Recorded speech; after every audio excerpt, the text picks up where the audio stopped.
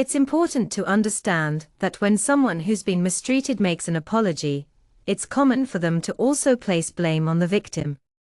They might say things like, "If you hadn't done this or that, this wouldn't have happened." Let me share my personal story with you.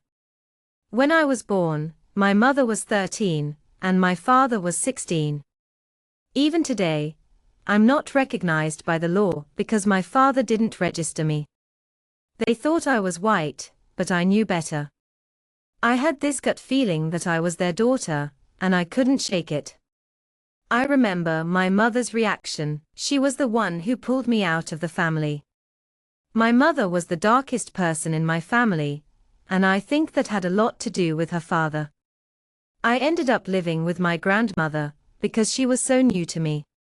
My mother got involved with my father, and it was a really tough time. There were a lot of aggressions, and it was really hard on me. My mother was pregnant with my sister, but she was worried it would be a boy, so she decided to end the pregnancy. I was really sad about it, especially because I was living with my grandmother at the time. We were very close, and I really missed my brother. After that, my mother separated from my sister's father. She was pregnant with my stepfather, who ended up being the father of two of my brothers, and this wasn't a relationship either. It was a very beautiful relationship, so I never had this image of a stable marriage, or a union of commitment and companionship. He didn't stop working, though. In time, he used drugs, and then my mother had a son, my brother, who passed away. Soon after, she found that she was pregnant with another brother, Ego. Then, when she discovered that we were literally at the funeral of my brother, I had a. When she was just 7, she found out she was expecting again. We weren't sure how to handle it, especially since she had just buried her son and my brother, who passed away when he was only 5 months old. We thought he might have suffocated, since he was sleeping with my mother and my stepfather at the time.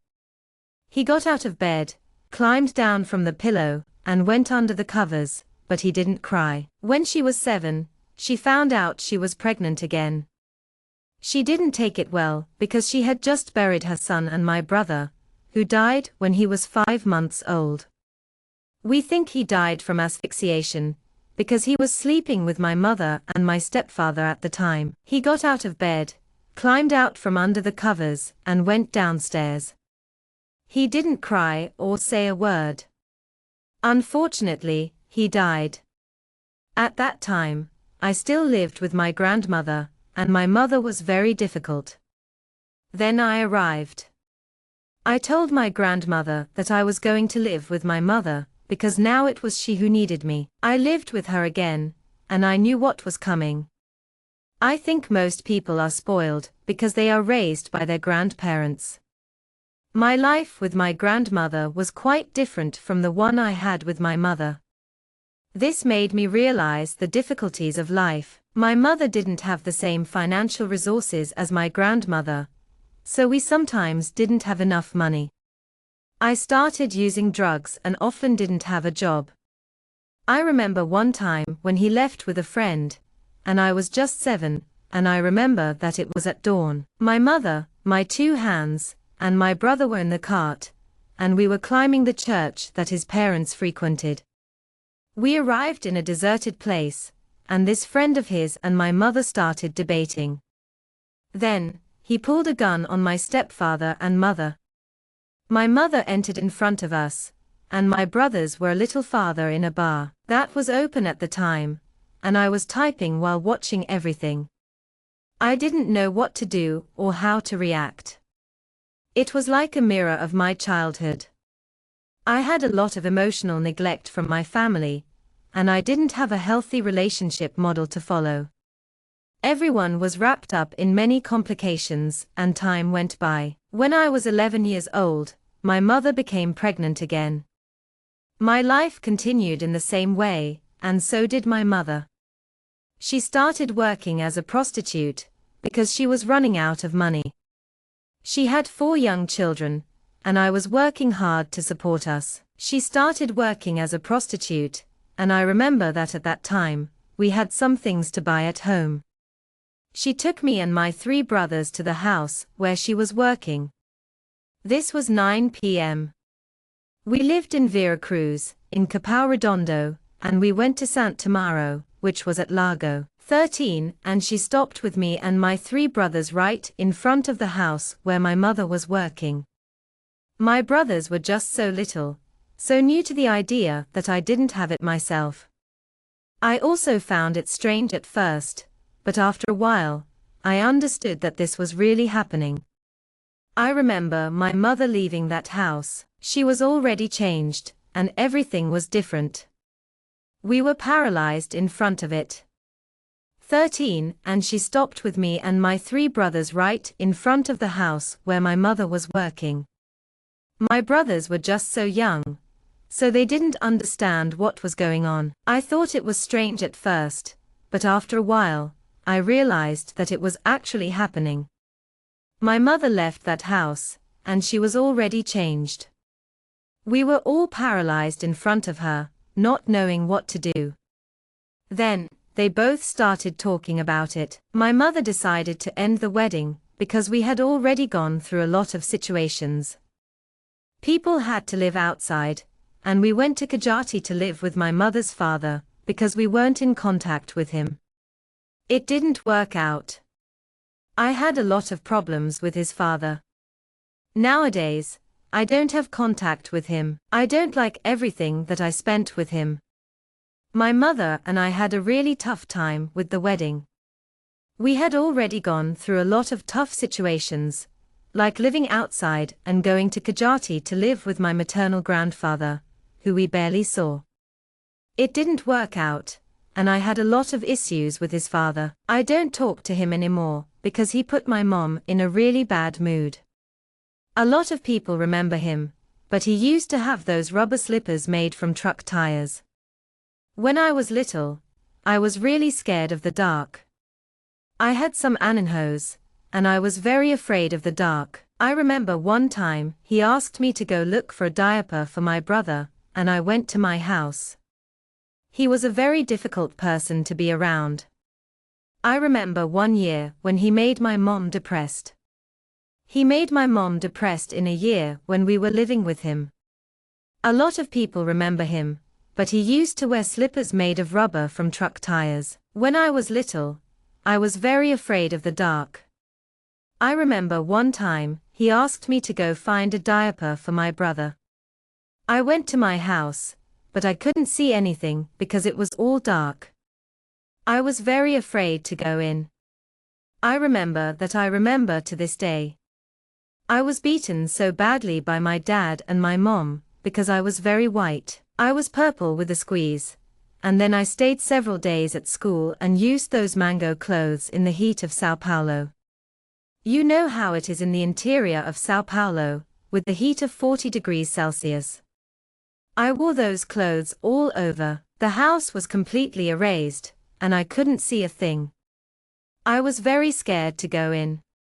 I remember that I was very beaten up by my father and mother, because I was very white. I was purple with a sore throat, and then I stayed several days at school and wore those mango clothes in the heat of Sao Paulo. I know how it is to be in that heat, right? It was 40 degrees Celsius, and I wore those clothes all over. I was marked purple, and then thank God we went back through all this. My family has never been very united. My mother, my grandmother, my uncles, and everyone else went to my great-grandmother's house after she died. It was during this period that I suffered my first molestation. I remember a person showing me a genital organ when I was 6 years old.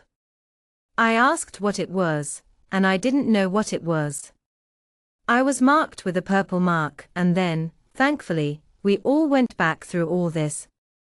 My family has never been very united. My mother, me, my grandmother, my uncles, everyone went to my great-grandmother's house after her death. It was during this period that I suffered my first molestation. I remember a person showing me a genital organ when I was 6. I asked, "What is it?" I didn't know what it was. I was very scared. I didn't know what to do. I went through some other situations of molestation during this period, but thankfully, there was never any penetration. It was more like looks and touches. You know when you walk and you see that look, or feel that look, looking at you, watching you. It's an excruciating sensation. You have no reaction. You don't know what to do. I didn't know how to act or speak. I couldn't make my body or mind react. I couldn't do anything to make my father defend himself. He was a close person, so I started to get away from my family. To this day, I prefer to maintain this distance. When my mother got involved with someone, they decided to end the marriage, and we left for Barueri. I'm not sure how to act or speak to make PR defend itself. I had that constant feeling because he was a close person. So, I started to get away from my family, and to this day, I prefer to maintain this distance. When my mother got involved with one person, and then they decided to end the marriage, we left for Barueri. This had already changed many times. Home, but she decided to leave. She bought a house and then she got involved with the father of my last 3 brothers. Technically, she had already lost a pregnancy by this father. It would be 4 children by this father, and then the decision was made for my mother to contact my family's former padrastro, saying that she was no longer staying together, that it was going to separate, etc., and that he would be coming back to his parents.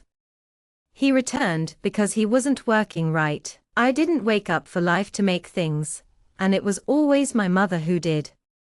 Up until this period, I always had this model of a woman who goes after the woman that has to be in front of everything. When we enter this phase of having this model indoors, you too take this model. I believe that much of what I went after, I already had in my adult life, was due to that, as well as always having this. He returned because he wasn't working right. I didn't wake up one day and decide to start making things. It was always my mother who did that. Up until this period, I had this model of a woman who goes after the woman who has to be in front of everything. When we enter this phase of having this model indoors, you too take this model. I believe that much of what I went after in my adult life was due to that, as well as always having this model that the woman has to be strong and be there for everything. But in fact, this is not well. Things should be done, and we also have to have our time of fragility, our time to collect, so that we can be us and breathe. We overload so many functions at the same time that we forget we're still a woman. We take this position of hero, of heroine, of right. I'm strong, and today I understand that it is not. It's so nice to have this role of heroine in this story. I'm glad I can be myself and be accepted. My mother's boyfriend from Barueri was with us, and he ended up hurting his hand, because his ex-girlfriend tried to kill my mother. He got stuck in the middle of it all, and the woman cut his hand with a stylus. He broke the tendon around the time I was 11 or 12. I'm so glad to have this role of heroine in this story. My mom's boyfriend at the time was with us in Barueri, and then he ended up hurting his hand, because his ex-girlfriend tried to kill my mom. He got stuck in the middle, and then the woman cut his hand with a stylus. He broke the tendon, and I was around 11 or 12 at the time. It wasn't at our house, and my mom arrived with someone because they weren't there. I was with my brothers and my ex-stare, who is now my ex. He was still in the house, and then the story began that my mom had 2 husbands. A lot of people still say that I'm the daughter of the wife of the 2 husbands who. It wasn't easy. We were at our house, and my mother arrived with someone. They didn't stay long, but it was hard for me. I was with my brothers and my ex, who was still living at home. Then, my mother had 2 husbands, and it all started. Some people say I'm the daughter of the wife of the 2 husbands who. Wow, I think it was the worst phase. It was hard when you're taxed for someone else's attitudes by your own. My adolescence was spent living in that house. I had my first attempted rape at that time. A neighbor was the same age as me, or slightly older. A friend said to me, "So and so, like you only that." Wow, I think it was the worst phase. As soon as I found out that you are taxed based on someone else's attitudes toward yours, my adolescence was over. We were living in this house when I was attacked. It was a neighbor, who was the same age as me or slightly older. I didn't have many more years than him. At that time, a friend said to me, "So and so, like you only that." I didn't have the same passion for people that others have. I think it's beautiful. I don't know why, but I had no size that it was this and the previous year. I had won a diary from my godfather. It was a diary, and I wrote in it about this situation. Then, my mother asked me about the notebook I borrowed. I started the sheet, and I needed and slept just that. I forgot. I didn't have much of an idea of what I was doing, but I really liked someone. People have those childhood passions, you know. I don't know what it was, but I remember being really into it that year. My godfather gave me a diary, a notebook, and a pen. I wrote in that notebook about this situation, and then my mother asked me about it. I started a sheet, but I forgot to finish it. I threw it away for some reason. My mother read it, and we fought about it at the time. I remember my mother. She went to the box to solve something with the scholarship family and my brother. He was worth something. I got sick that day, and I studied in the morning. In the afternoon, it was just me, my younger brother, and Ego. This person came down to my backyard, and my house was the last one. I threw it out, and we had a little argument. Then, I remember my mother. She was there that day. She had gone to the box to solve something with the scholarship family and my brother. He was worth a lot to me. I had gotten sick that day, and I had studied in the morning. In the afternoon, it was just me, my younger brother, and Ego. Then, this person came down to my backyard, which was the last of the yard. She went to my kitchen door. There was a curtain there. He took a broomstick and raised the curtain. I remember that at that time, I had a Hello Kitty blouse and yellow shorts. I was going on board the other day, when I passed the hair salon. I looked at the person I saw at the gate. I said, "Hi, do you want something?" He didn't say anything. I fell down and bumped my head on the kitchen door. There was a curtain there, and he picked up a broomstick and raised it. I remember that I had a Hello Kitty blouse and yellow shorts, and I was going to school the other day when I passed by the hair salon. I looked at the person there, and I saw him at the gate. I said, "Hi, do you need something?" He didn't say anything, just left. Then it started to rain, and the clothes of Varel were in the clothesline. My mother had said that if it started, I should take them off, even if they were wet. I went out to take the clothes off. I'm back. He took me from behind and held my mouth, so I couldn't react. I had nowhere to go, and there was no one there. I lowered and left, and then it started to rain. My brother's clothes were in the clothesline, and my mother had said that if it started, I should take them off. I went out to take the clothes off, and then I went back inside. He took me from behind and held my mouth, so I couldn't speak. I couldn't move or do anything. There were two houses in my neighborhood. My neighbor's house and my home.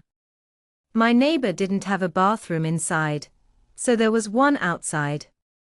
He tried to take me inside several times. I could hold the wall, and that's where I first fell. When I fell, I hit my head, and you're confused. You don't understand what's happening. Your only instinct is to escape.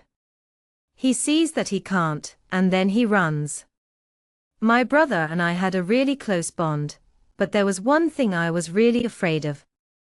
The house we lived in had a bathroom outside, and my brother and I tried to take advantage of that a few times.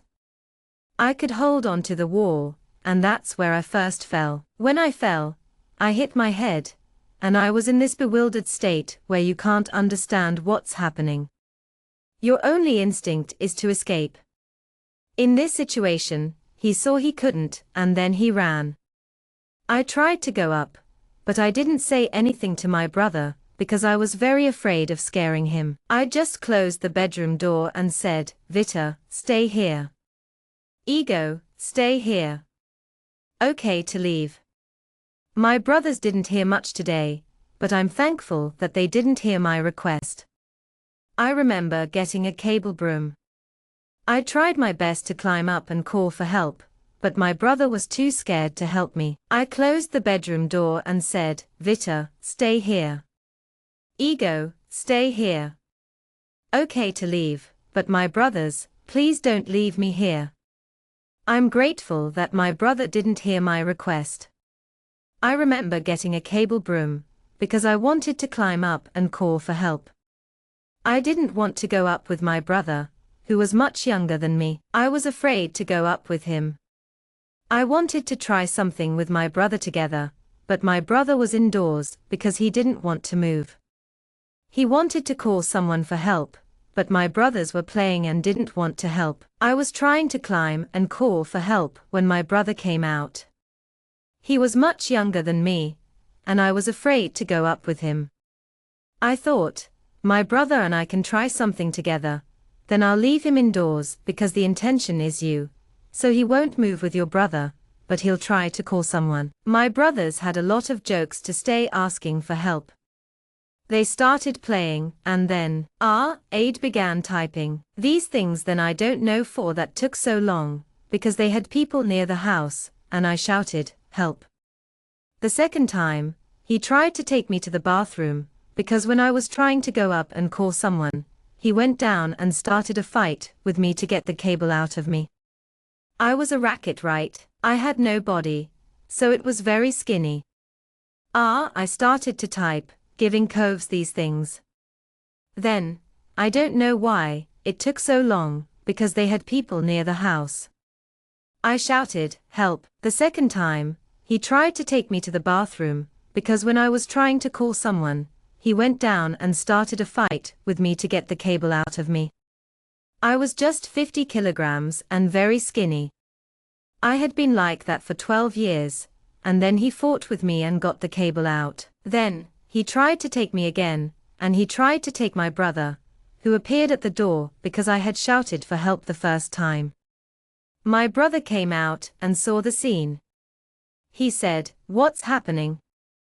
I think Ego shouldn't even. I was quite skinny for a 12-year-old, so I was 50 kilograms and 50 inches tall. My brother was there when it happened. He came out the door when he heard me screaming. He saw what was going on and thought, what's going on? It wasn't a new situation, but it was a situation where it was the right thing to do. The person ends up forgetting, and then I knew I had already torn my shorts. I sat on the wall near my house and started crying. Then my neighbors appeared. I said, people, now when it's time to make a gossip, you don't need to know the whole story. They are counting, and then they ask what. I remember the whole thing. It wasn't anything new, but it's a situation where it's hard to be right. The person ends up forgetting, and then I know I had already torn my shorts. I sat on the wall near my house, and just started crying. Then, my neighbors appeared. After all this, I said, people, when it's about gossip, you don't need to know the story. They are counting, and then they ask, what happened? I was there, I spoke, and I didn't leave. So, I asked them to please go down and stay away. Then, I got my brother. I went up to the street, and stayed there until 4 p.m. This happened was a half day. It was early there until 4 p.m. I stayed on the street, waiting there. My mother called on my mobile phone and spoke. When I arrived, I met my mother, and then when I saw my mother, I was there when it happened. I spoke, but I didn't leave. So, please go down, by favor. And then I got my brother. I went up to the street, and stayed there until 4 p.m. It was a half day. It was early, until 4 p.m. I stayed on the street, waiting there. My mother called on my mobile phone. She arrived, and we met. When I saw my mother, I was with my grandmother. Now, I got off that, my grandmother to me today. She is mine, Porto Seguro. Then, I got off. I cried, and my grandmother and mother asked what happened. I couldn't explain. When I arrived in the village, people counted to. At that moment, everyone thought, what will the person do? What will you do? Welcoming goes. My mother's idea was different, in fact. She thought it was my fault, because it's that. I was with my dear grandmother. She told me that I was to blame for everything that happened. I cried, and my mother asked me what was wrong. I couldn't explain. When I arrived in the village, everyone thought the same thing. What will you do? What will you do? My mother's idea was different. She thought it was my fault, because I had read that diary. Then, I remembered that in Barueri, at the end of the year, they give toys to all children. Some cards are also delivered to schools. Parents who don't send their children to school register their children. Then, at the end of the year, they go to Jose Correa to pick up the toys given by the city hall. I remember that we were in this line, and the sun would always start to go down as we waited. I remember reading that diary. She ended up reading it, and then, in Barueri, at the end of the year, they give toys to all children. Some cards are delivered to schools, and parents register their children who don't study. Then, at the end of the year, they go to Jose Correa to pick up the toys given by City Hall. I remember waiting in line, and it was very full. Then, I remember my mother telling this story in the queue, and she said it was my fault. I started feeling guilty. I thought, am I to blame for what people do with you? Are you to blame for what happens to you? You spent a few more years in. It was a very full day, and then I remembered that my mother had told the story in the queue, and I felt it was my fault. So I started to feel guilty, thinking, am I to blame for what happened? Is it my fault, or is it his? You can't be responsible for what other people do. You're to blame for what they do with you. I spent a few more years in this state. In fact, during this period, my mother didn't want to open a newsletter against him. I remember that day. I went to sleep in my grandmother's house, because I didn't want to stay at home. Then, she came home and told his mother to live with his grandmother, who lived far away. But every Friday, she brought him, and I didn't want to go to school. When I came back, I had to walk past his house, and during that time, my mother didn't want to create a newsletter against him. I remember that day. I went to sleep in my grandmother's house, because I didn't want to stay at home. Then, his mother told him to live with his grandmother, who lived far away. But every Friday, she brought him to my house, and I didn't want to go to school. I had to run to his house, and he was in the window. Every Friday was the worst day of the week for me. Usually, children look forward to the 6th day, because there will be no final class. For me, the 6th day was the worst day. I didn't want to go to school. I didn't want to get up and leave. At this stage, I started to isolate myself, too. Then, his mother always took him every Friday. She came with him from his grandparents' house, and I remember how I used to run to school on Fridays. I'd always be nervous, but I'd keep my head held high. I'd walk with a knife in my bag, just in case. I didn't know what could happen, but I was ready. I remember the neighborhood in Barueri where we lived. It was a quiet place, with lots of trees and a dirt street. We knew there were a lot of things that happened there, because it was a place with a lot of weeds. I remember that I walked home on a Friday. I had a knife in my bag, and I also had my stylus. I was ready to defend myself if I needed to. I had no idea what might happen, but I was prepared. My neighborhood in Barueri was full of trees and there was a lot of dirt. We knew there were a lot of bodies there because there were so many weeds. I was scared, so I arrived on Friday and spent 10 minutes getting ready. On a normal day, I could do it in 3 minutes. I ran out, didn't expect anyone, and took my hand out of my bag. If I appeared, I could defend myself. Even now, I keep imagining how I would defend myself if it was a crowd of people. I found it a long time later, and I was scared. I arrived on Friday and was able to do what I needed to in 10 minutes, which is pretty fast. I ran out, took it out, and didn't expect anyone. I took my hand out of my bag to defend myself if I had to. Even now, I imagine how I would have defended myself if it had been a crowd of people. I was a small, skinny girl, and I still spoke to people. But I thought that someone would try to do something if he came back. I would have been able to defend myself and run. Then came the hardest part, getting down the alley behind my house. My house was the last one, and he had to pass in front of it to get to mine. There was no other way to get to my house, and he was always there. I was a cap and me skinny. I still spoke people, but my idea was that someone would try to do something. If he came back, I would be able to defend myself and cut him off. That time, it was the hardest part.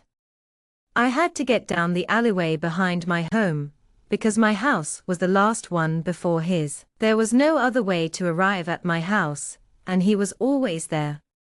I passed him literally running, almost stomping, and entered the house. I locked myself in.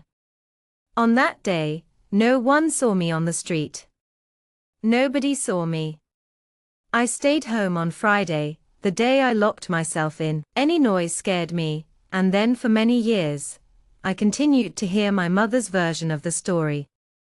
She would say that it was my fault that situation happened, and that repeating a story so many times can make you believe it, even if you know you were not guilty.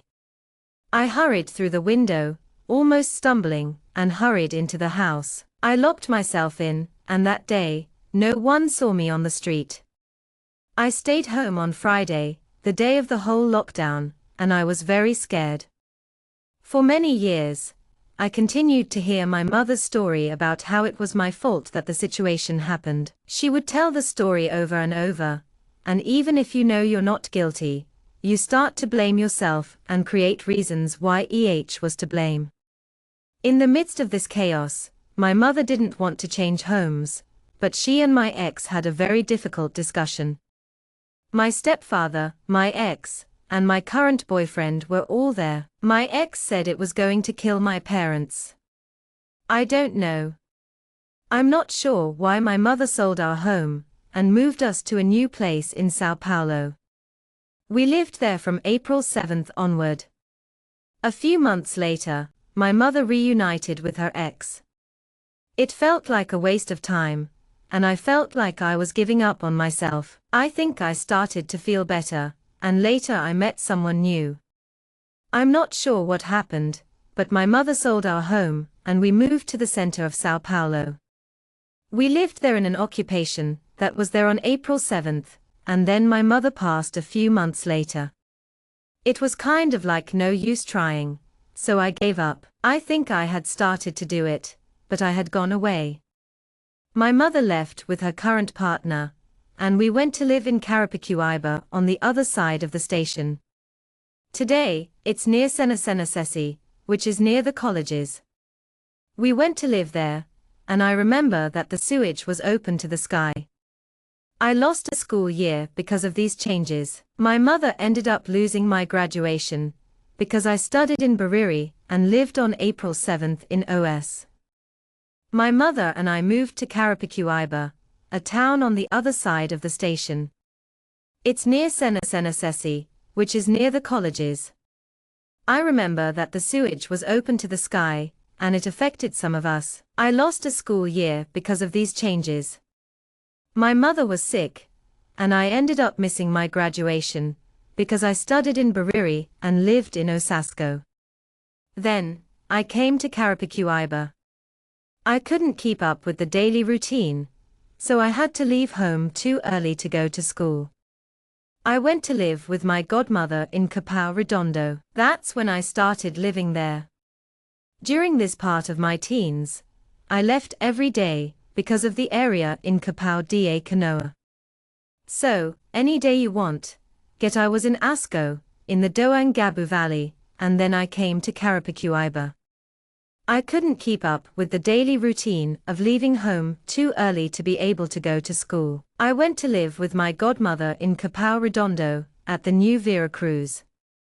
That's when I started to leave every day, because I was in the southern part of Capão. Any day you want, you find the place for you to go. I was 12 to 13 at the time, and then I started drinking. I didn't do anything wrong. Everyone was impressed with me because, even at a young age, I never got involved with drugs. I was never one to stay with anything bad. I only drank and danced for 12 years. It's very young to start drinking, and not a basic thing. I found my place, and I was there for a while. I was 13, and then I started drinking. I didn't do anything wrong, and everyone was impressed with me, because I was never involved with drugs or anything bad. I was only 12, so I never made my business being drunk and dancing. It was very young to start drinking, and it was a basic thing. I drank whiskey, which was strong for my age. Then I started leaving. At 14, I went back to live with my mother. She was living in California, and there was a drug house on top of her house. We had to pass the front of everything, and I didn't want to stay. I said, I will stay. I will. I was just a kid, and I started drinking whiskey. I was really into it, and I started leaving school. I was 14 when I went back to live with my mom. But then she was living in California, and there was a drug house right on the mouth of the river. So we had to pass the front of everything, and I didn't want to stay. I said, I will not stay. I went to live with my aunt in Capão Redondo. She knows that people talk a lot there. They use a lot of bad words. I wasn't much of a kid, but I spoke a lot of slang. It was normal there, but it was something surreal. Then my cousins took some crazes, and there was a fight with my aunt, because I was interfering. I had a hard time staying in one place, so I didn't stay long. I went to live with my aunt in Capão Redondo, where she lived. She knew that people talked a lot and used bad language. I wasn't very kind, but I spoke a lot of slang. It was normal there, but it was also something surreal. Then, my cousins took some bad habits and got into a fight with my aunt, because I was interfering. I spoke, but it's just one way to speak. There was nothing wrong, and I lived with my aunt for about a year. My grandmother managed to enroll me in school, and that's when I didn't know what it was.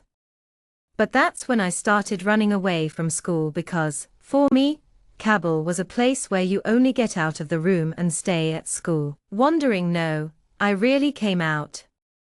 I left school and then I tried to teach, but it was a one-way street. I didn't say anything wrong, and I lived with my aunt for about a year. My grandmother managed to enroll me in school, and that's when I didn't know what it was, but I started running away from school, because I thought it was dangerous. I remember that on the first day, I met many friends of mine who I'm still friends with today. Then, I remember that on the first day, we went to the waterfall in the castle. We got out of school and walked for about an hour and a half to an hour and a half until we arrived. Shortly after, we went to everyone on it was when I met so many friends that I'm still close with today. On the first day, I remember the people gave the first classes. We went to the waterfall, which was in the castle.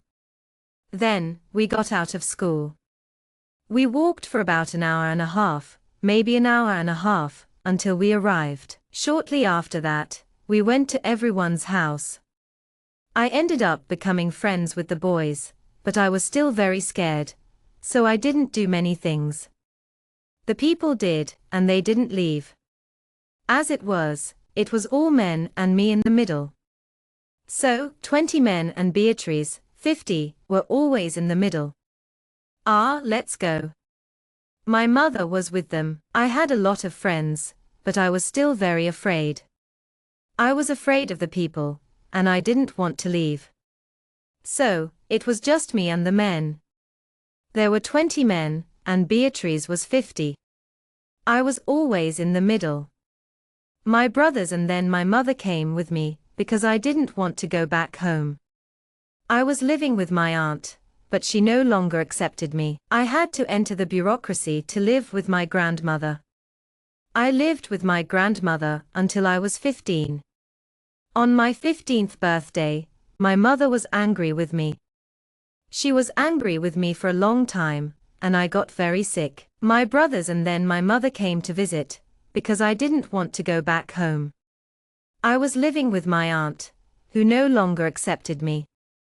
So, I had to go through a lot of bureaucracy to return to live with my grandmother. I lived with my grandmother until I turned 15. On my 15th birthday, my mother was angry with me, and she still is, to this day. I got very sick, and I ended up in the middle of the street with 2 friends of ours. We went out to drink, which we always did, but that day I had no lunch. I had dinner and went to Montella to drink rum and hot drinks. I got very drunk, got sick and vomited. My mother was very upset when she came home, and she took me home. When she came back, she found me and saw that I remember that I ended up with a police car and in the hospital. I took a nap there. At that time, my father was already trying to get closer to me, because my sister was very important to him, since we didn't live close. Today, I speak to you from far away, but you see that today, I'm your copy, faithful in my own way. I pulled my father a lot in speech, in question ways, 3 ways. I remember that I ended up with a police car and a hospital stay. At that time, my father was already trying to get closer to me, because I called her good Drasta. She was very important to him, because we didn't live close. Today, I speak to you from far away, but you can see that I'm your copy, faithful and a little bit improved. I pulled my father a lot in speech, in question ways, 3 ways. I pulled a lot even without living with him, and then my mother called him. He came from Capão Redondo to Jandira to talk to me. Then I came back to living with my mother and returned to the situation of the husbands, because the current me lived next and my ex-der was living with my brothers, because my brothers were very attached to their father. My sister especially started to have a lot of emotional. I was really close with him even though we didn't live together. Then, my mom called him over to Jandira so we could talk. After that, I went back to living with my mom. Then, I started dating the husband of my ex. My ex-stalker was living with my brothers, because they were really close to their dad. My sister especially was really attached to their dad. Then, my ex came home and it was like that. He was going to work, my ex-stalker was working, my stepfather was going home, and telling my mom the other day. Then, my ex arrived and this tax was in my neighborhood. I was the daughter of the wife's husband. Then, I met my ex-husband when I was 17.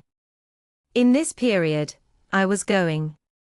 He was a little feverish, and then he went back to work. He was going to work, my ex-stalker, my stepfather.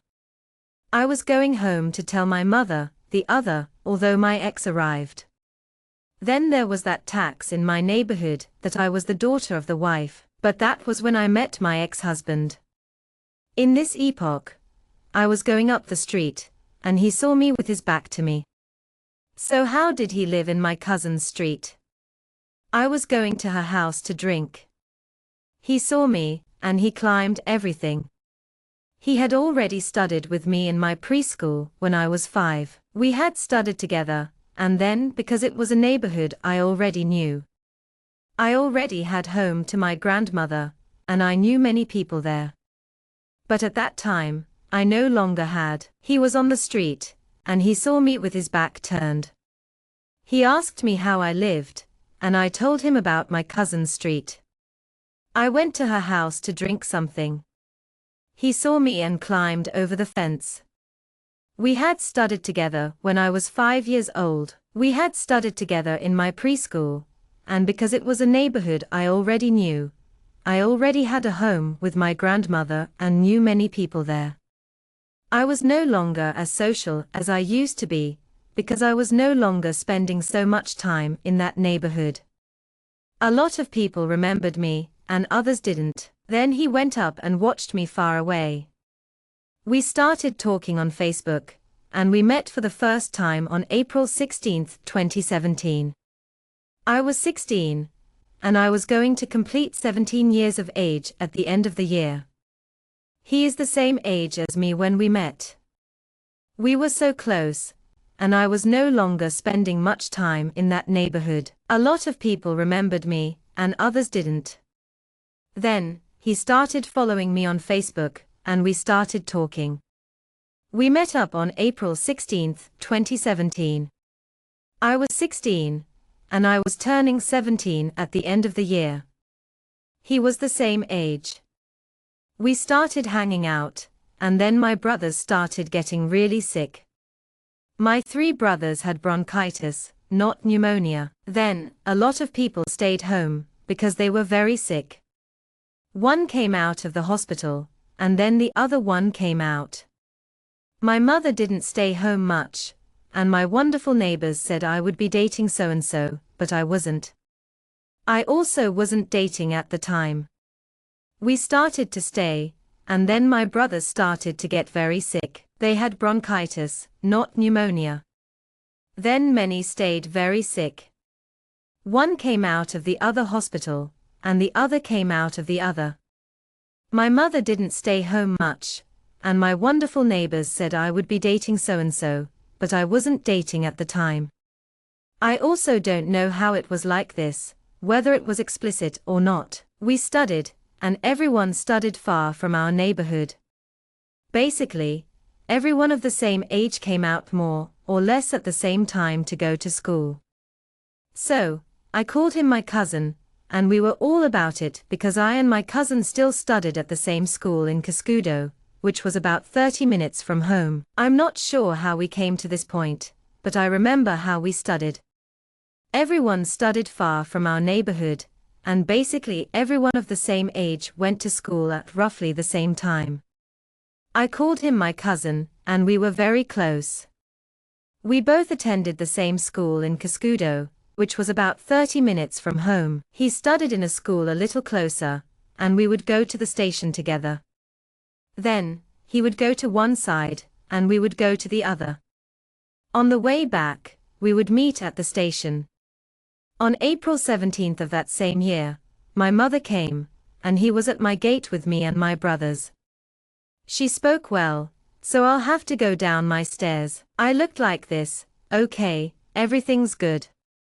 Good afternoon, Mother. Everything's good. We were so close, and then we went our separate ways to the station. He went to one side, and I went to the other. When we came back, we were in Estacao, and it was all over. But that was in April 17th of that same year. My mother came, and she was with me and my brothers. She was talking, and then she said, "Well, you will have to go down my stairs." I looked like this. "Okay, everything's good." "Good afternoon, Mother." "Everything's good." I was very cool, too. Everyone was alive. It was a very troubled time with my mother, because she basically took care of me. I was 9 years old and alone. She left, but she came home from the 11. She no longer came home, because that's when she got involved with that situation, and then everything was the Beatrice. Then, my sister learned calling me a mother. I had to teach her. I was a very cool kid, too. Everyone was alive, and it was a very troubled part with my mother, because she basically left. So I basically took care of my brothers, because I started taking care of them. I was 9 years old, and I was alone. She left, but she came home from the 11. She no longer came home, because that's when she got involved with that situation, and then everything was the Beatrice. Then my sister learned calling me a mother. I had to teach her that I couldn't call me mother. Then I started raising my brothers. Then she started working and selling on the train. She made some nozzles on the outside, but then she had gone out only on her own. This human being. She didn't stay at home, so she spent a week away from home, 3 days. And I, even today, play with her, speak to her. I don't know why you have a cell phone. You call you and fall into the mailbox. At that time, I couldn't call her mother, because I was too busy raising my brothers. Then she started working and selling things on the train. She made some nozzles on the outside, but she didn't stay at home. She spent a week away from home, 3 days at a time. Even today, I play with her and speak to her. I don't know why you have a cell phone. You call and fall into the mailbox. At that time, I spoke even more because it was me and 6 younger children. My ex-standard still lived with us. He was nothing at that time, little less. So it was me for everything: food, getting home, sending it to school, searching for school, everything. This phase she started to weigh me down, because I carry a load of 6 more children, new with only 11 years, and it was passing time.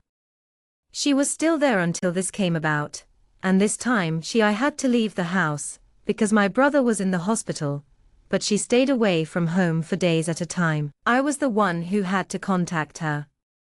I was the one who was there for everything. I spent the days and years right, and when a certain phase of dating my former padrino almost had a heart attack, because I always said that I didn't want to date precisely, because of the life my parents had. I was there for him. I really didn't want to do that, so I always said, no, I'm not going to date. I'm not going to get married. I want to have a child. But then someone said, you know, we always say we won't do something, but we end up doing it anyway. No, you said you didn't want to get married. You said you wanted to study first. I don't know what happened, and my ex-husband was the first person I ever loved. I don't know if that's why I didn't want to get married. We had such a strong connection right from the start, and over time, that blossomed into something even more special. He was so romantic and polite. He even surprised me with flowers and chocolates when I left school. His mother was so supportive, too, finding him a job right after we started dating. We made it official on April 18th, and he came to ask my mother for my hand in marriage. We've been together for 16 years now, and it's been an incredible journey. 16 years went by, and we stayed until 2018. We were both church-going, and I was going more on Sundays. It was the culture of the youth in the congregation. He had one more custom, because his mother kind of forced him to go to church, so he didn't go today. I think that when you're young, you have the freedom to decide if you want to go to church or not. We grew up, and we grew up. We were in the congregation until 2018. I was going more often on Sundays, and he was going with the group. He had one more custom, because his mother kind of forced him to go to church. So he didn't go today. I think that when you grow up, you can decide not to do something you don't want to do. We grew up, and I met him later. He was already a little older, because my mother was from the evangelical congregation.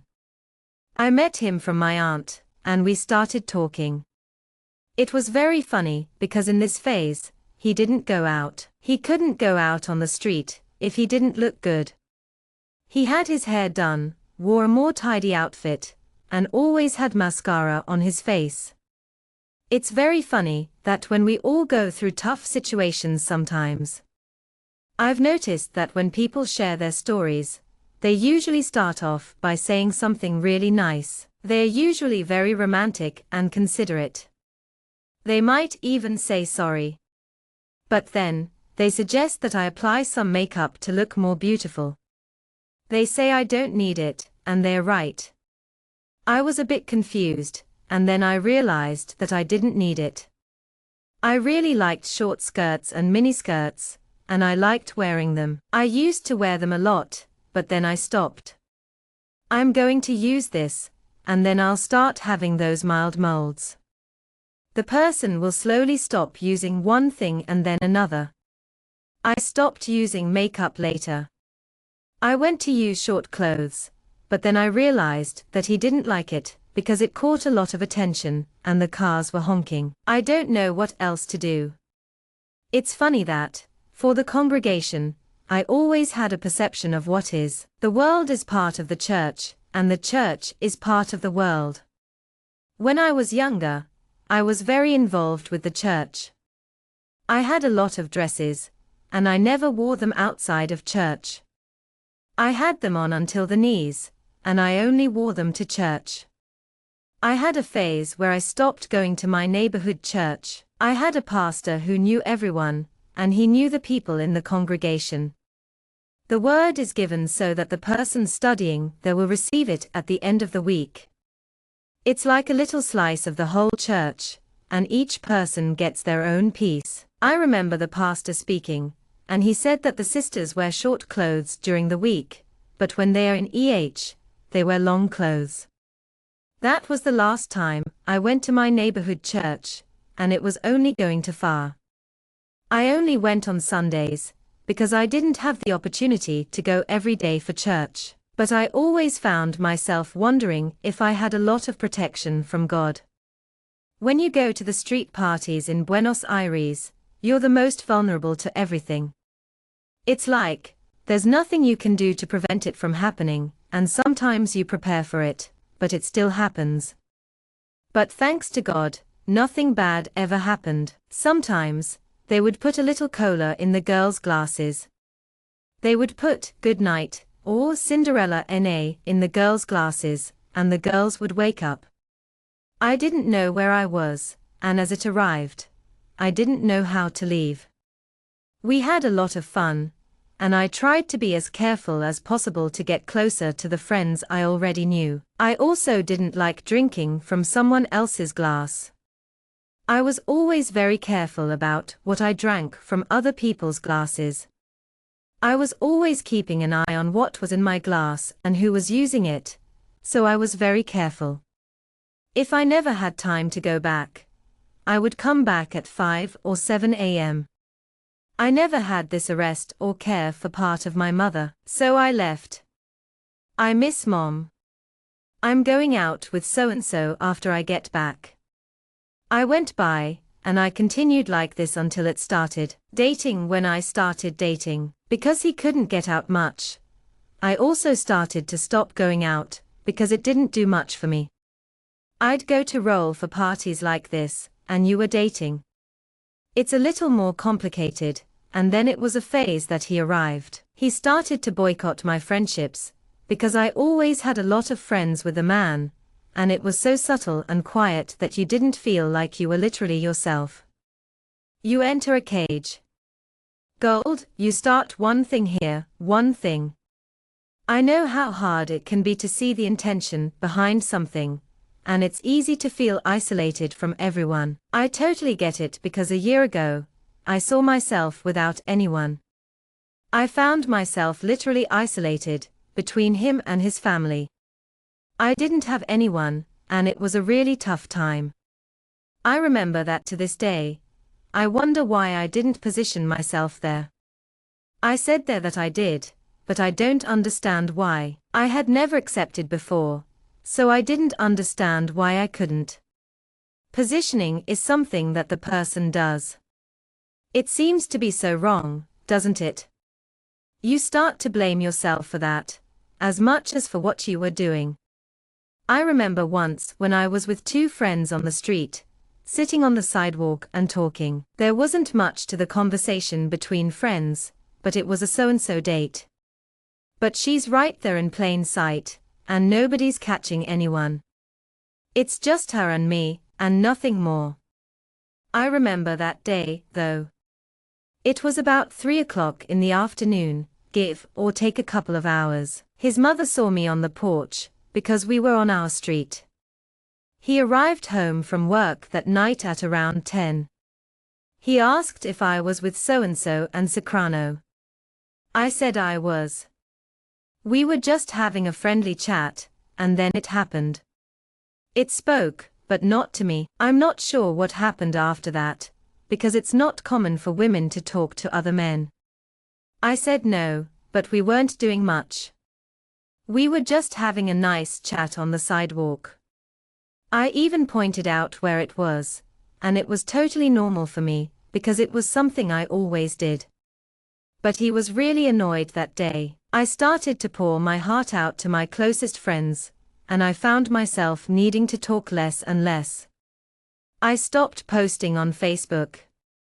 At the time, I hadn't yet discovered Instagram, and I was finding it hard to connect with my friends at school. I stopped talking to the boys I had more friends with and had only a few friends who were girls because, to this day, female rivalry can be tough.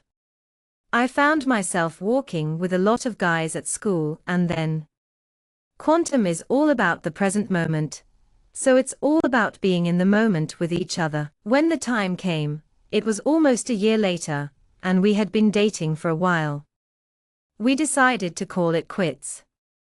I remember the dates pretty well, so it was on December 5, 2018, that he decided to end things, because it didn't work out.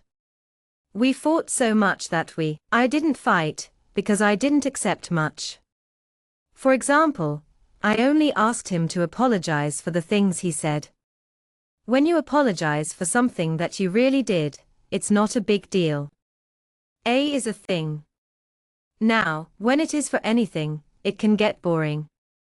I didn't care much for the alliance, and I said so. After that, he played for a long time in my face, because he came one. Sometimes I forgot my alliance in the house of my grandmother, and then he came. I didn't fight, because I didn't accept much. For example, I only apologized when he made him apologize for something he really did wrong. I didn't care much for the alliance. I said people, and he played for a long time in my face, because he came once. Sometimes I forgot my alliance in my grandmother's house, and then he came to question me about it. I said, no, I forgot at my grandmother's house. Not because you don't, you can leave without the covenant, because you're dating. I don't know what I said, but it's just an alliance. The covenant won't make me betray you, or that I betray you, but no one will. I arrived and spoke the contrary. The staff will arrive the same way. Even seeing an alliance may have you cover your whole finger. When I was asked about the alliance, I said no. I forgot at my grandmother's house, not because you don't, you know. You can leave without the covenant, because you're dating. I don't know what I said, but I imagine I said that it's just an alliance to the covenant, and it won't make me betray you or that I betray you, but no one will. I arrived and spoke on the contrary. The staff will arrive the same way. Even seeing an alliance may have you covered. The alliance will be there. People will talk if they want. They will arrive. I always had this conception with clothes. Why I never called the short clothes. I always said it is never the clothes that will define me. It is clothing that will define me. Okay, but my character, you arrive for me to talk. Mine, not mine. It is not my clothes, not a short shorts, not a short blouse or a décolleté blouse that will say that I am not, that I do not. I do because that was alliance. People will talk if they want to. They will come if they are invited. I had this idea about clothes, too. I never called the short clothes. I always said, never the clothes will define me. I will define myself through my character. My mother always taught me to dress for myself. Wear what you want, but keep your posture. Be confident and know how to stay, and know how to leave, so people can't talk about you. We already know who you are. What matters is your family knowing you. My mother taught me a lot about dealing with prejudice. People will look at you on the street, but they won't ask you if you have. My dear mother always taught me to wear the clothes I wanted, but to keep my posture. She taught me to be aware of how I move from one place to another, to know how to stay and how to leave, so that no one can have nothing to talk to you about. She also taught me that your family needs to know who you are. In this regard, my mother taught me a lot about dealing with prejudice. She taught me that people will look at you on the street and won't ask you if you have curly hair, or if you like to straighten it, because it's more beautiful, because it doesn't match your hair. They will only judge you if you have curly hair, if you smooth it, because you have to honor your roots, or if you have straight hair and try to braid or curl it. They'll think you're committing cultural theft. These things are also wrong. So, my mother always taught me how to deal with this very well, so I never felt shame about this relationship. If you're thinking of changing your hair, whether it's curly or straight, know that others may not understand. If you're considering a change, because you feel it's more authentic to your hair, or if you want to honor your roots, others might not respect your decision. And if you're thinking of braiding or curling your straight hair, know that it's a cultural practice that might not be accepted by everyone. My mom always taught me to embrace my hair, no matter the situation. She taught me to feel confident in my decisions and to be proud of who I am. I started to feel embarrassed about the clothes I was wearing, the friends I had, and the fact that I had so many friends. I felt embarrassed about my relationship, even though it wasn't real. I had a lot of friends, but it wasn't healthy. You know, it's not good to put yourself in situations where you can't get out. Today, I realized that I can keep going, but I'll have to change. We separated for a few months, and during that time, I had some relapses. Then, I remembered that in February, which was in December. In February, we had a party at a chakra with some friends, and we had 2 cousins, his and his friends. We went, and when we arrived, it was an hour after the afternoon, and everyone started drinking. They were drinking here and there. He arrived at 10 o'clock at night, and I hadn't returned when he arrived. I went to talk to him straight. I had a relapse, and then I remembered that in February, which was in February, and it had a party in a chakra with my friends.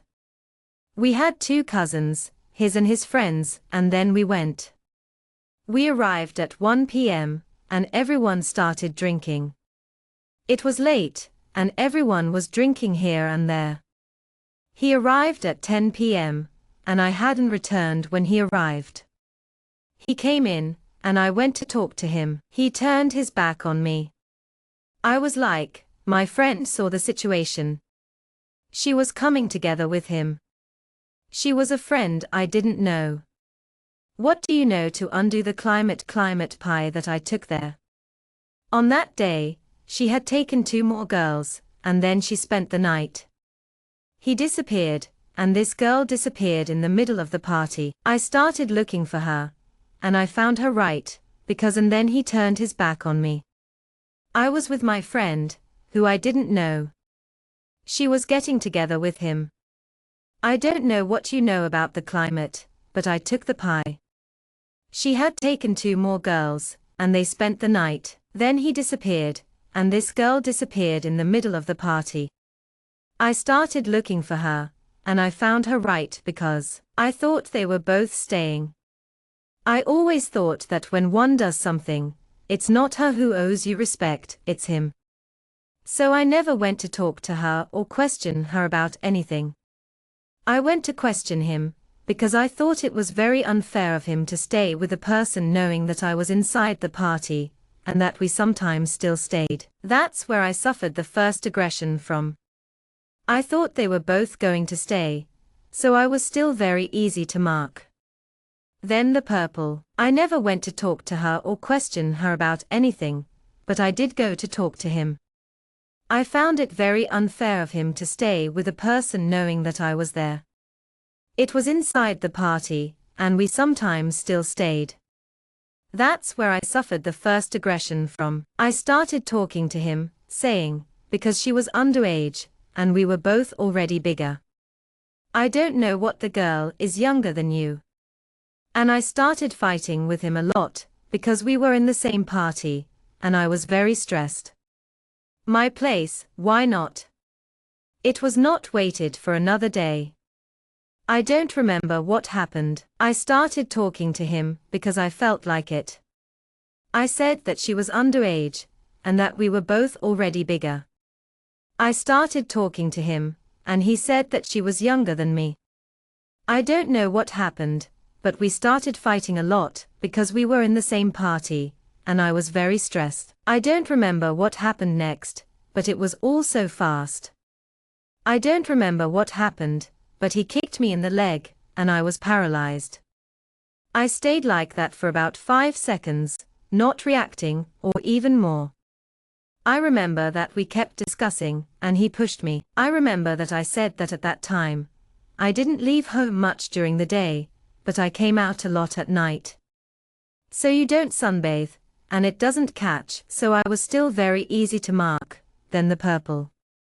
It was all so fast. He kicked me in the leg, and I was paralyzed. I remained like that for about 5 seconds, without reaction. I remember that we kept discussing, and he pushed me there. I remember saying that I didn't leave home much during the day, but I did come out a lot at night. So, you don't sunbathe, and you don't catch. I was still very easy to mark, and the purple was on my leg. There were some marks of the squeeze he gave in my arm. When it was in the morning, he had no idea what to do. My friend and I had to leave. His cousin went to the car for people to come. I don't discuss this, and he was driving. It was 6 a.m. when I got home. I received a message from him apologizing for what he had done. He said it was not going to happen anymore, and that every time the aggressor, he had marks on my leg from the squeeze he gave me. In the morning, he had no idea what to do, so my friend and I had to leave. His cousin went to the car for people to come, and he was driving. It was 6 a.m. when I got home. I received a message from him apologizing for what he had done. He said it would not happen again, but he would also point the finger at you. He would say, "It's your fault because you did this. If you hadn't done it, it wouldn't have happened. You stressed me out, and I had to do it. Then you start to blame me for the fault. I should have paid attention to my attitude. I couldn't have shouted with you because you did the wrong thing." He'll apologize, but he'll also point the finger at you. He'll say it's your fault because you did this. If you hadn't done it, it wouldn't have happened. I'm not blaming you. I was stressed, and I'm sorry I lost my temper. I should have paid attention to my attitude. I couldn't have shouted with you because you made a mistake. I didn't like you. I was silent when you spent a few more months. This day was the last day that I drank at that time until a few months ago. I started forgetting that I was drinking in such a way that I was already working on this. I get my service at 10:20 p.m. I left my service to my friend's house, and we drank until type. I didn't like it, and I was silent. After a few more months, it got easier. On that day, I didn't drink at all for a few months, but then I started again a few months ago. I was drinking so much that I was already working on this. I got my service at 10 p.m. and left my service at my friend's house. We drank until 5 a.m., and I still studied. Then I drank, and went home. I've always been the friend who left everyone at home, so I passed out, leaving the world in your house. I came back to my house alone at 3 a.m. I came back to a deserted street house. No one was around, and nothing happened. I don't even say God. He looked at the God and the guardian angels, who protected me a lot because I was in constant danger, and I couldn't go out at night without risking my life. So, I came back and started drinking. I drank all day, and I started to forget who I was. One day, I had this joke, but I don't remember exactly why I kept it. I was with two of my cousins, and we started drinking and playing truth or dare. Then, I was putting my life in danger by going out at night and going to any place. I came back and started drinking. I drank all day, and I started to forget. One day, I had a realization. I don't remember exactly why, but I had this joke. I don't remember exactly what it was, and I don't know why I kept it, but I remember 2 cousins and 3 cousins. We were at home, and we started drinking and playing truth or dare. Then, my cousin said that we were going to have to invent a story about someone who had been molested. And then it started. I told him that it was just a joke, but it had a huge impact. I didn't know it would have such a big impact. Then, he was very angry with me. I don't know why, but he was. In February, we had a party, and we argued. My cousin kindly suggested that we invent a story about a molester. I told him that it would be a joke, but he got really upset. I didn't realize how much he was affected. Then, in February, we had a big argument. I decided to stop drinking, and I started living in the present. I was determined to get through it. I was firm in my church, and I stopped because I had already entered a phase where I lived as if there was no tomorrow. Every day was a day, and I let myself go. I forgot a lot of things, and I was never to forget. I always drank alcohol. I made a conscious choice to stop drinking, and I started living a healthier lifestyle. I was doing well, but then I had a setback. I started forgetting things, and it was hard for me to remember the past. I was confused and disoriented, and I couldn't figure out what was going on. I decided to stop drinking for good, and I was determined to stay sober. I was still struggling with some personal issues, and I felt like I was holding myself back. I prayed to God and asked for help, saying, "God, I need 2 exits." I had a hard time remembering things, and sometimes I'd get lost in thought. I'd find myself thinking, "Where is that? What time is it?" I couldn't seem to recall what I was thinking. I decided that I wasn't going to drink anymore. I was still struggling with this feeling, and it was affecting my relationships. I prayed to God, saying, "God, please take this feeling out of me. Or, Lord, if I have to continue suffering, I don't want it anymore." 2 months later, we went back to talking. At this point, I started ignoring him, not going to his street, and sometimes passing the staff. I greeted everyone, and he just returned the greeting and left. I pushed him away if I knew he was still there. If I knew I was coming later, we stayed. I felt like I couldn't hold on to this feeling much longer. I felt like I didn't want to suffer anymore, and I asked him to leave. Then, 2 months later, we talked again. At that time, I started ignoring him, not going to his street, and sometimes I even greeted the staff. He would just greet everyone and then leave. I pushed him away, and he left. If I had known, I would have come later, and we would have stayed together. Again, I was already living alone. I had no help from anyone. I was working in telemarketing, earning a salary, and paying for a house. I did tripo heart, so I had nothing in my house. Then, I was still starting to modify things, so I only had a mattress in Flovio.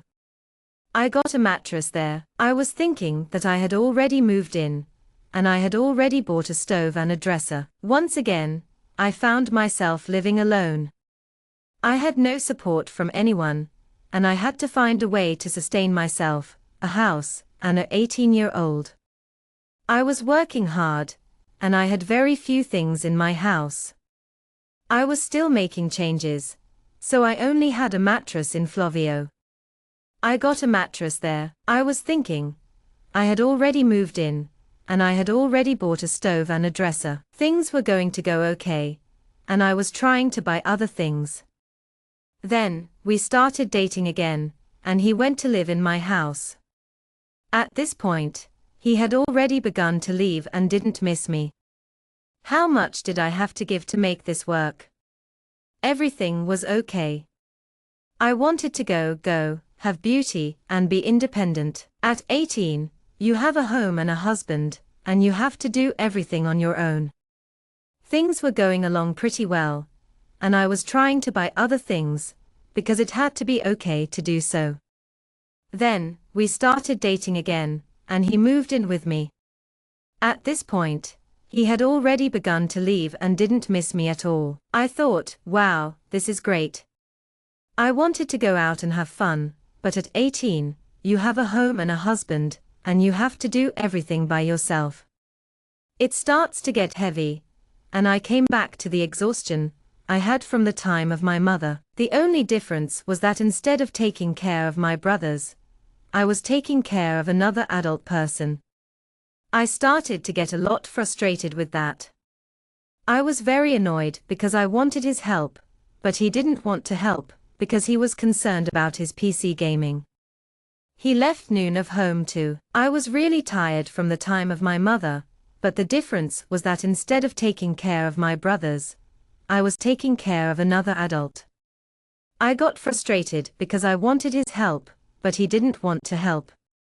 He was more focused on playing PC games. He left noon to go to work, and he came back 10 or 11 hours later at night. He ate and slept as soon as he arrived. I had fixed the house, tidied it, made dinner, and washed clothes, etc. I was living a normal life. But when he was on vacation, he didn't want to help. He just wanted to play, and he never spent time with my family. He also didn't make an effort to help me. My family has a great problem, too. They say everything in your face. I'd go to work, and then I'd come back home after half an hour or so. Then I'd spend about 10 or 11 hours there. I'd arrive home in the evening, and I'd do things like fix the house, tidy up, cook dinner, and wash clothes. I was just trying to live a normal life, but it was really hard. Then, when he was on vacation, that was the only time I could relax. He didn't want to help me, though. He just wanted to play, and he never made an effort to spend time with my family. My family has a really big problem, and that's that they're very direct. They'll tell you if they don't like you. I'm still holding my tongue, but I can't hide my face. Some of my family didn't like him back then, and he didn't make a point of that. He forgot that I was coming, and now he's not the one who has to win them over. I know you're not a fan, but she'll let you know if she doesn't like you.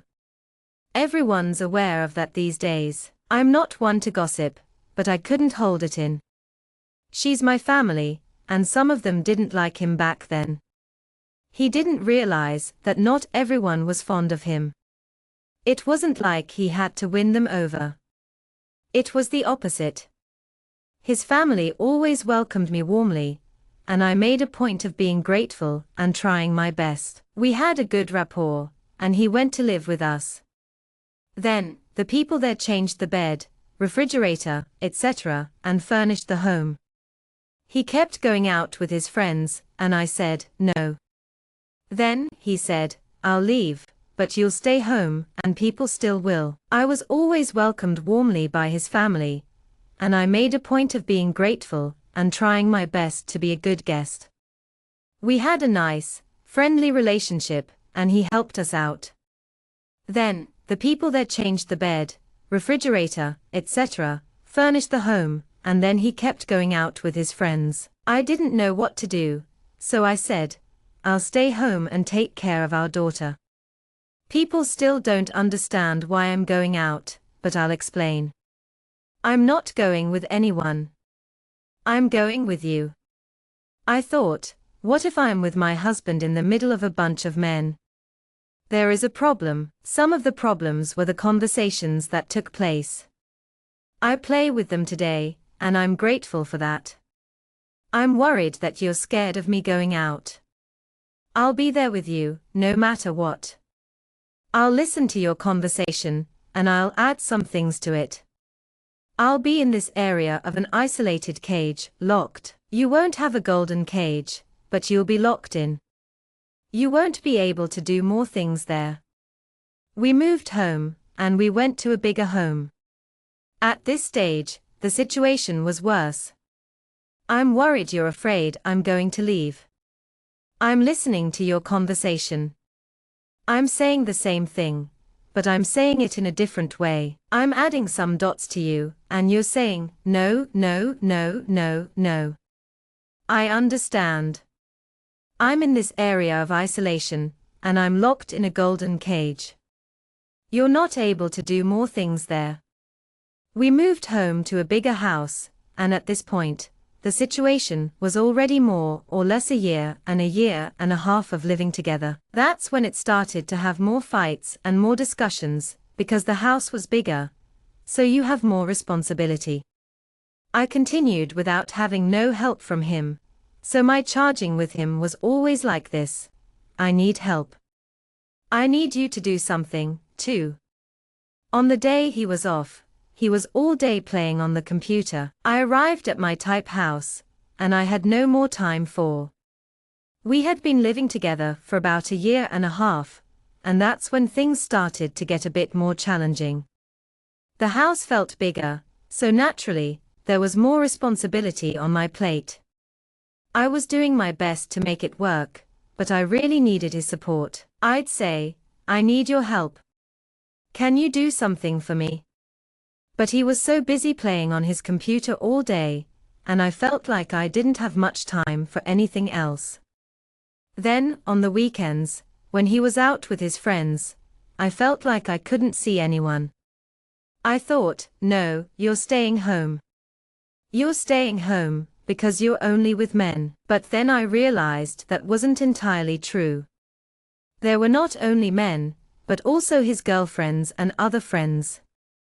It was just me who couldn't go, and I didn't like it, because I didn't like myself. When the weekend finally arrived and he was planning on going out with his friends, I thought to myself, oh no, I'm not going to be able to see anyone. But then I realized that not only were the men there, but his girlfriends and other friends were also present. It was just me who couldn't go, and I felt a bit sad about it because I didn't like the idea of him going without me. I always remember hearing that it's important to remember not to leave your drink unattended on someone else's table, and I've always been very careful about that. I'm not the type to laugh at everything, so I get serious if you don't tell me what you're going to do. I'll laugh. I'll stay serious. They took it, and I was very serious, because he didn't like me to dance. I didn't like it, but I said I was always very well instructed, at least in the rollout. Don't leave your glass drink in someone else's glass. I have a closed face, so I'm not the type to laugh at a joke. I get serious. If you don't tell me what you're going to do, I'll laugh. I'll stay serious. They took it, and I was very serious, because he didn't like me to dance. I didn't like it, but I was always giving a prank on his foot, because he had a mania to go out and leave the glass. Sometimes he wasn't close to me, and sometimes I was on the Truco table with friends. Let me go out. I speak, guys, I said, my child, if the person thinks it is the glass of her and puts something in it, you will take the wrong thing from the glass of the person who it wasn't even for. We had some pretty intense fights with him, because I was always really worried. You never know what someone will do, and sometimes it's just not meant to be. I've heard so many stories from friends who've had similar experiences. He just kept doing it, and I couldn't do anything.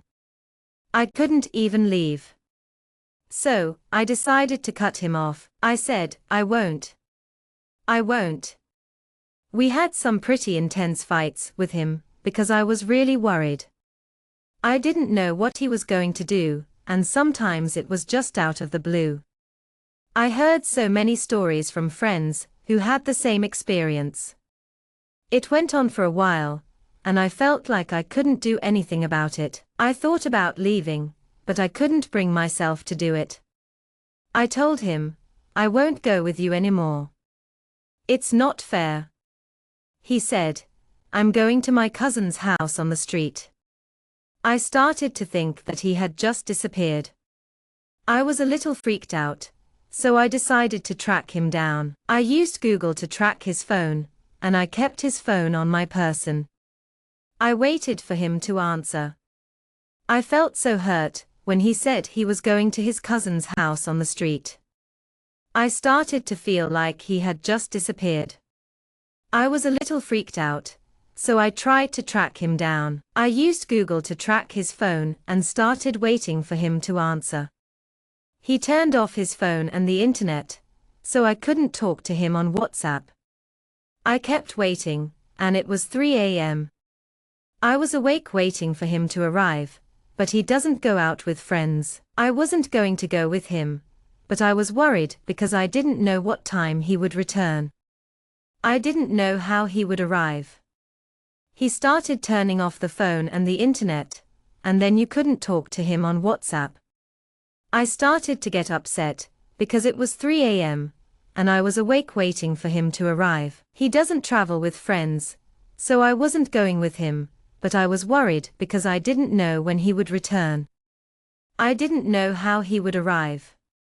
Then, our fights started getting more intense, and I started having psychological attacks, because I felt like there was no friendship, or almost no contact with my family. He started, but you're crazy.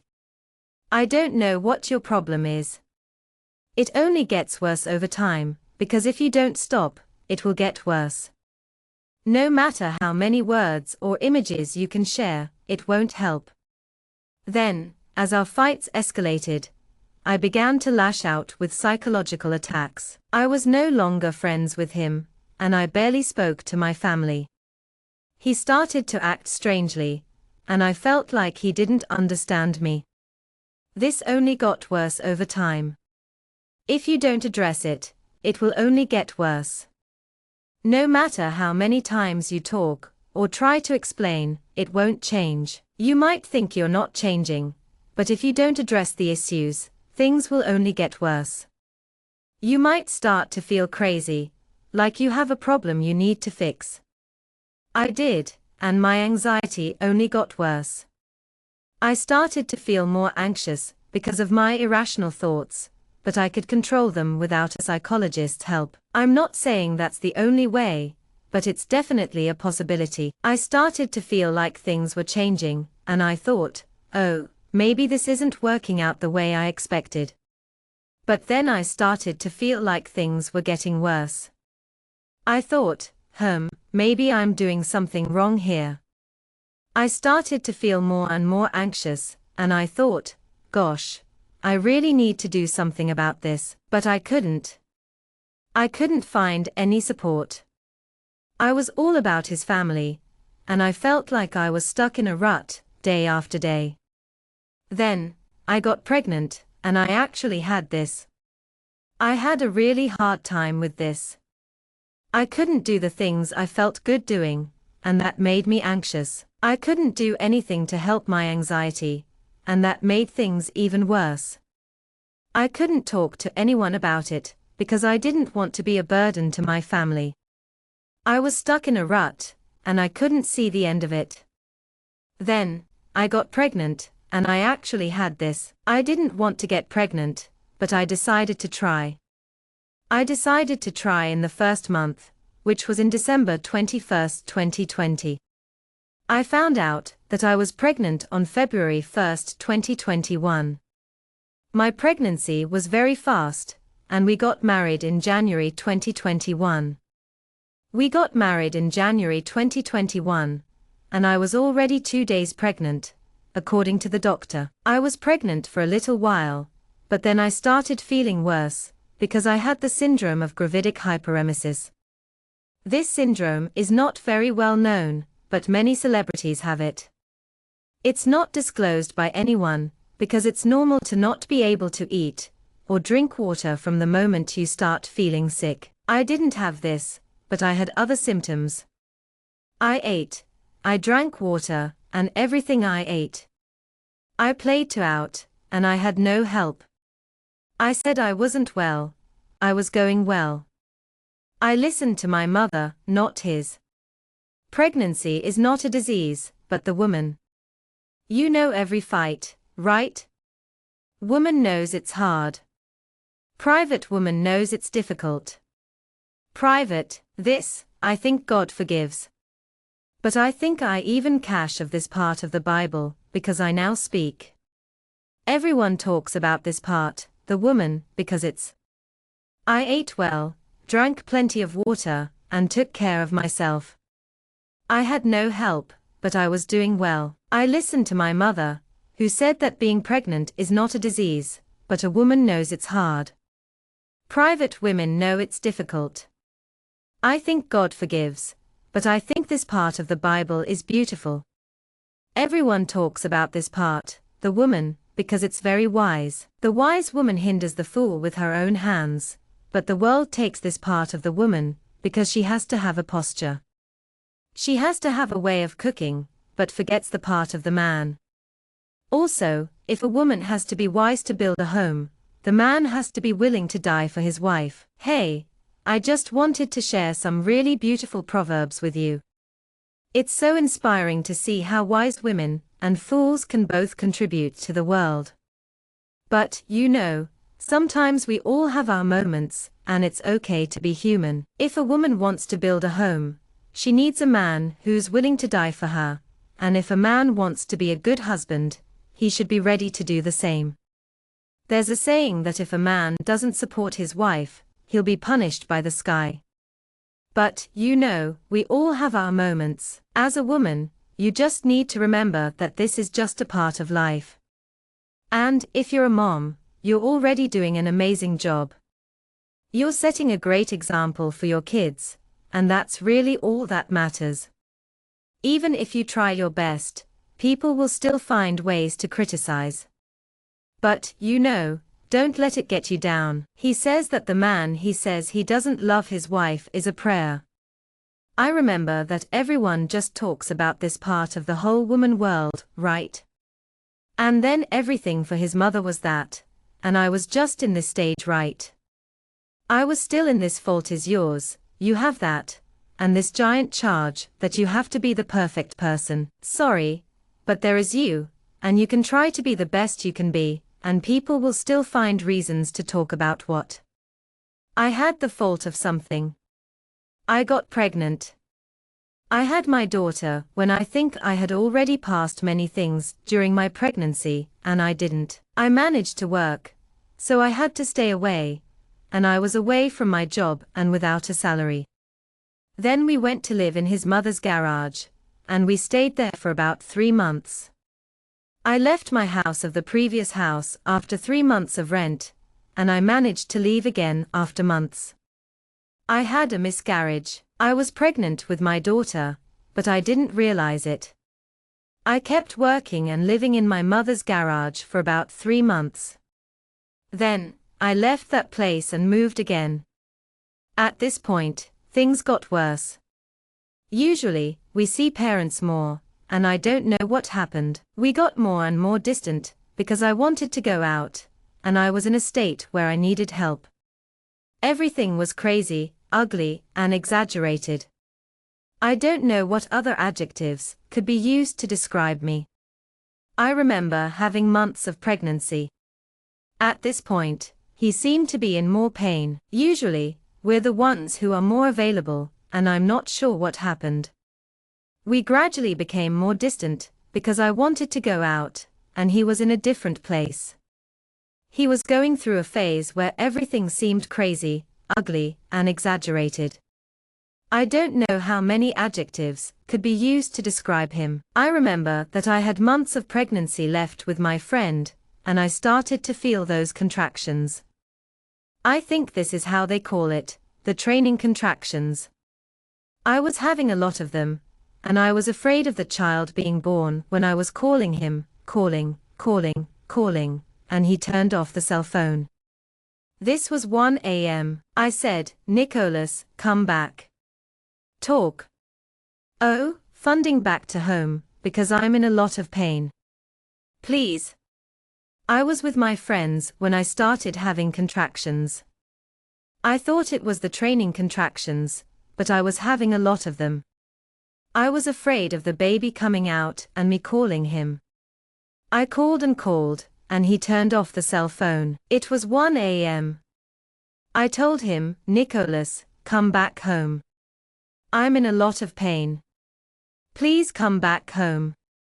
I couldn't talk to him, but I called again at 1:15 a.m.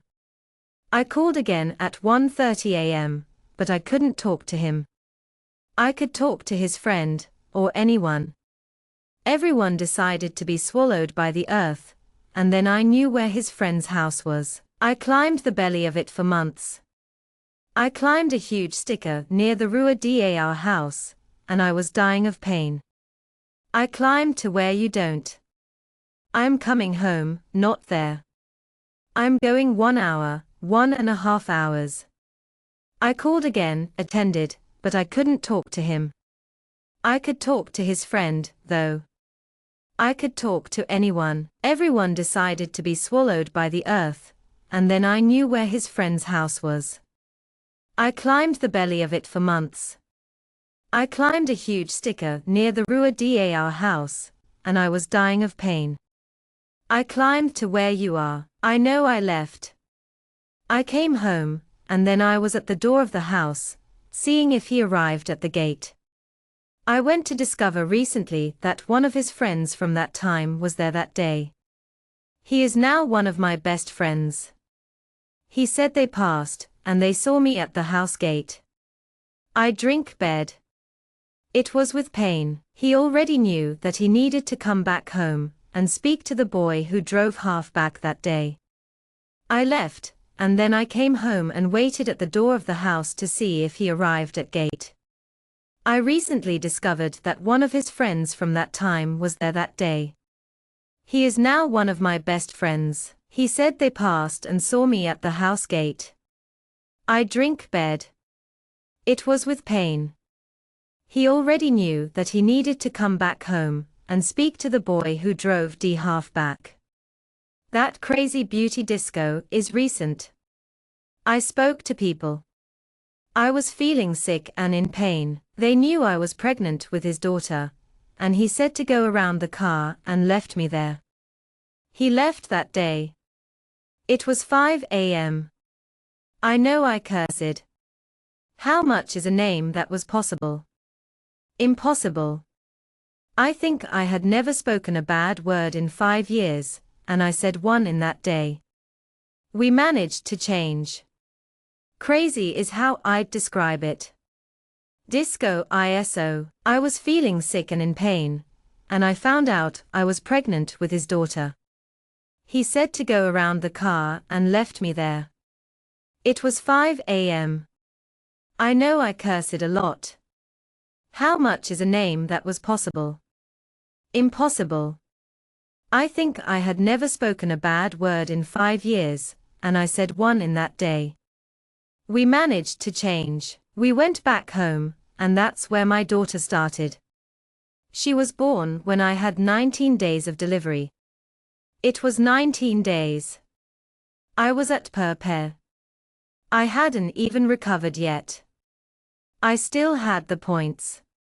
Because mine was a C-section, he said I didn't love me more because she was born antissos. We started back home and started our routine with a baby who already changes a lot.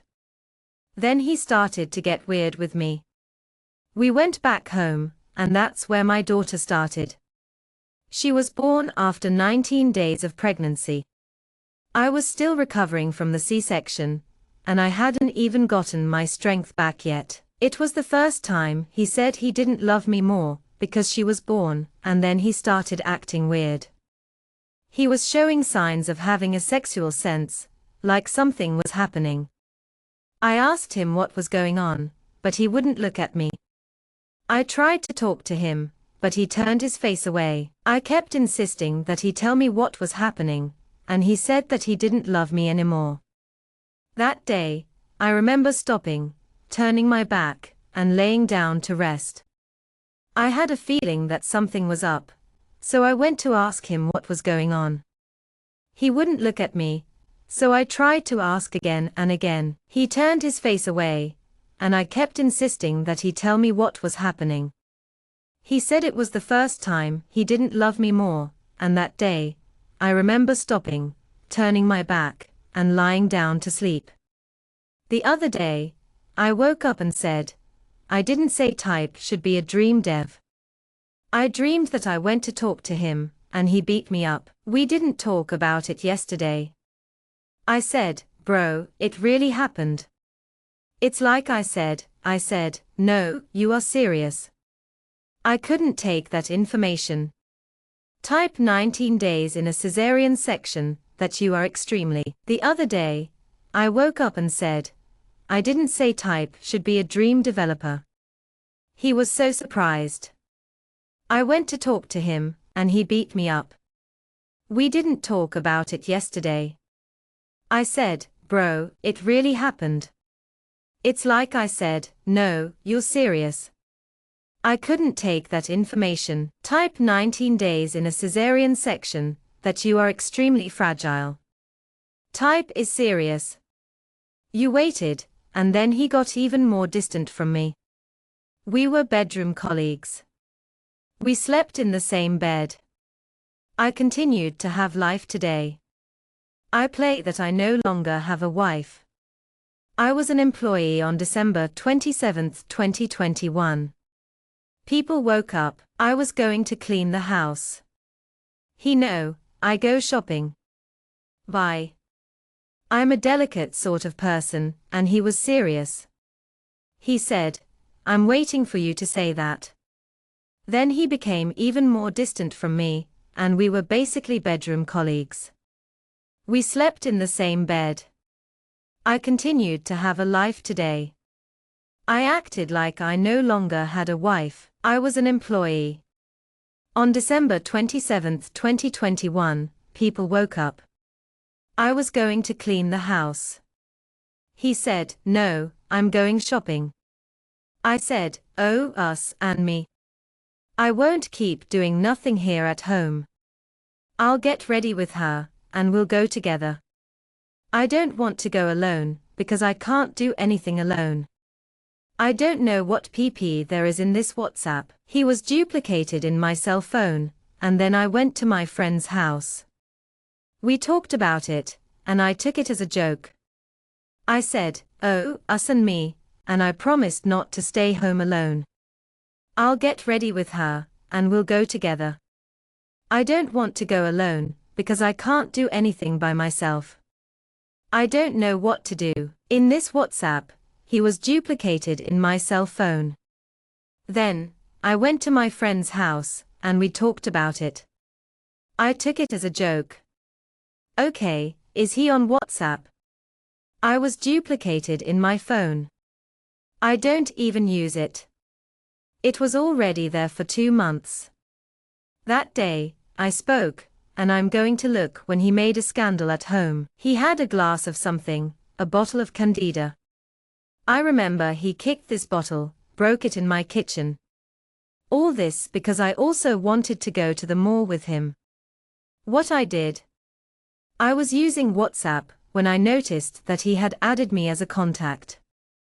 I didn't even realize it at first, but it had been there for about 2 months. On that day, I remember he had made a scene at home and had a glass of wine. He had broken a bottle of yeast in my kitchen because I wanted to go to the mall with him. I didn't expect that he had set up a meeting with his current girlfriend, who is also the current top card. Poor thing. I was so embarrassed. He had become Uber, and I didn't know. We fought and argued, and he was alone in my house. My friend was looking at the conversations, and I saw them talking and her calling him love. I couldn't believe it when I found out that he had arranged a meeting with his current girlfriend, who is also the one who was supposed to be at the top of the list. Poor guy, I was so worried about him. I had no idea that he had become Uber. I was at home with my daughter and his daughter, and I couldn't do anything. I couldn't even react. I couldn't speak, so I just cried and trembled. I couldn't do anything but send a message saying, "I see you talking to this so beautiful for you. You have 5 minutes to get home," and he didn't come back. I don't know if I was too dumb, if I made myself, or if I couldn't. I couldn't speak. I cried and I trembled. I just kept crying and trembling. The only thing I did was send the message. "I'm seeing you talking to this so beautiful for you. You have 5 minutes to get home," and in that time, he didn't come back. He was taken. I don't know if I was too dumb for making myself, or if I typed, or if I couldn't gather right with Cree. I couldn't join. I couldn't make it work, because I was already so much. You are wrong of everything you do, and you are to blame. I always put myself in this situation. I am to blame. All that is happening is the fault of my past. When he came back, he returned with a basket of caca. Show. And even his mother knows this story. Until today, she doesn't assume that it is why he said he was. I'm sorry if I'm not able to join you right away, but I'm not sure if I can make it. I'm sorry if I'm not able to put my mind to it. I'm sorry if I'm not able to make it work. I'm sorry if I'm not able to do everything right. I'm sorry if I'm not able to put myself in the right situation. I'm sorry if I'm not able to take responsibility for everything that's happening. I'm sorry if I'm not able to see that my past is the reason for everything. I'm sorry if I'm not able to see that my past is the reason for everything. I'm sorry if I'm not able to see that my past is the reason for everything. I'm sorry if I'm not able to see that my past is the reason for everything. I'm sorry if I'm not able to see that my past is the reason for everything. I'm sorry if I'm not able to see that my past is the reason for everything. I'm sorry if I'm not able to see that my past is the reason for everything.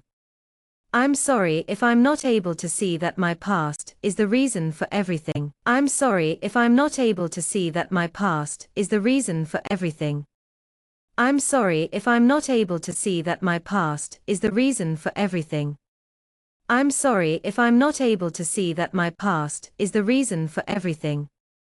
I'm sorry if I'm not able to see that my past is the reason for everything. I'm sorry if I'm not able to see that my past is the reason for everything. I'm sorry if I'm not able to see that my past is the reason for everything. I'm sorry if I'm not able to see that my past is the reason for everything. I'm sorry if I'm not able to see that my past is the reason for everything. I'm sorry if I'm not able to see that my past is the reason for everything. I'm sorry if I'm not able to see that my past is the reason for everything. I'm sorry if the 27th was the day. December 30th was my birthday, and the Virada do year was just 3 days away. I had no idea that he was planning a surprise. I was surprised, but not because I didn't know. I just didn't expect it. I trusted him, so I didn't question it. I thought it was just a lie, and I didn't understand. I said I'd just cursed, and I fought with him, because I said mine as it's that 3 days before my birthday. We were with my little daughter, who doesn't know what's going on, and you do these things. He fought a lot with him. He didn't ask to take. I'm not sure what's going on here. I thought we were on the same page. I said I'd just cursed, and I fought with him, because I said mine as it's that 3 days before my birthday.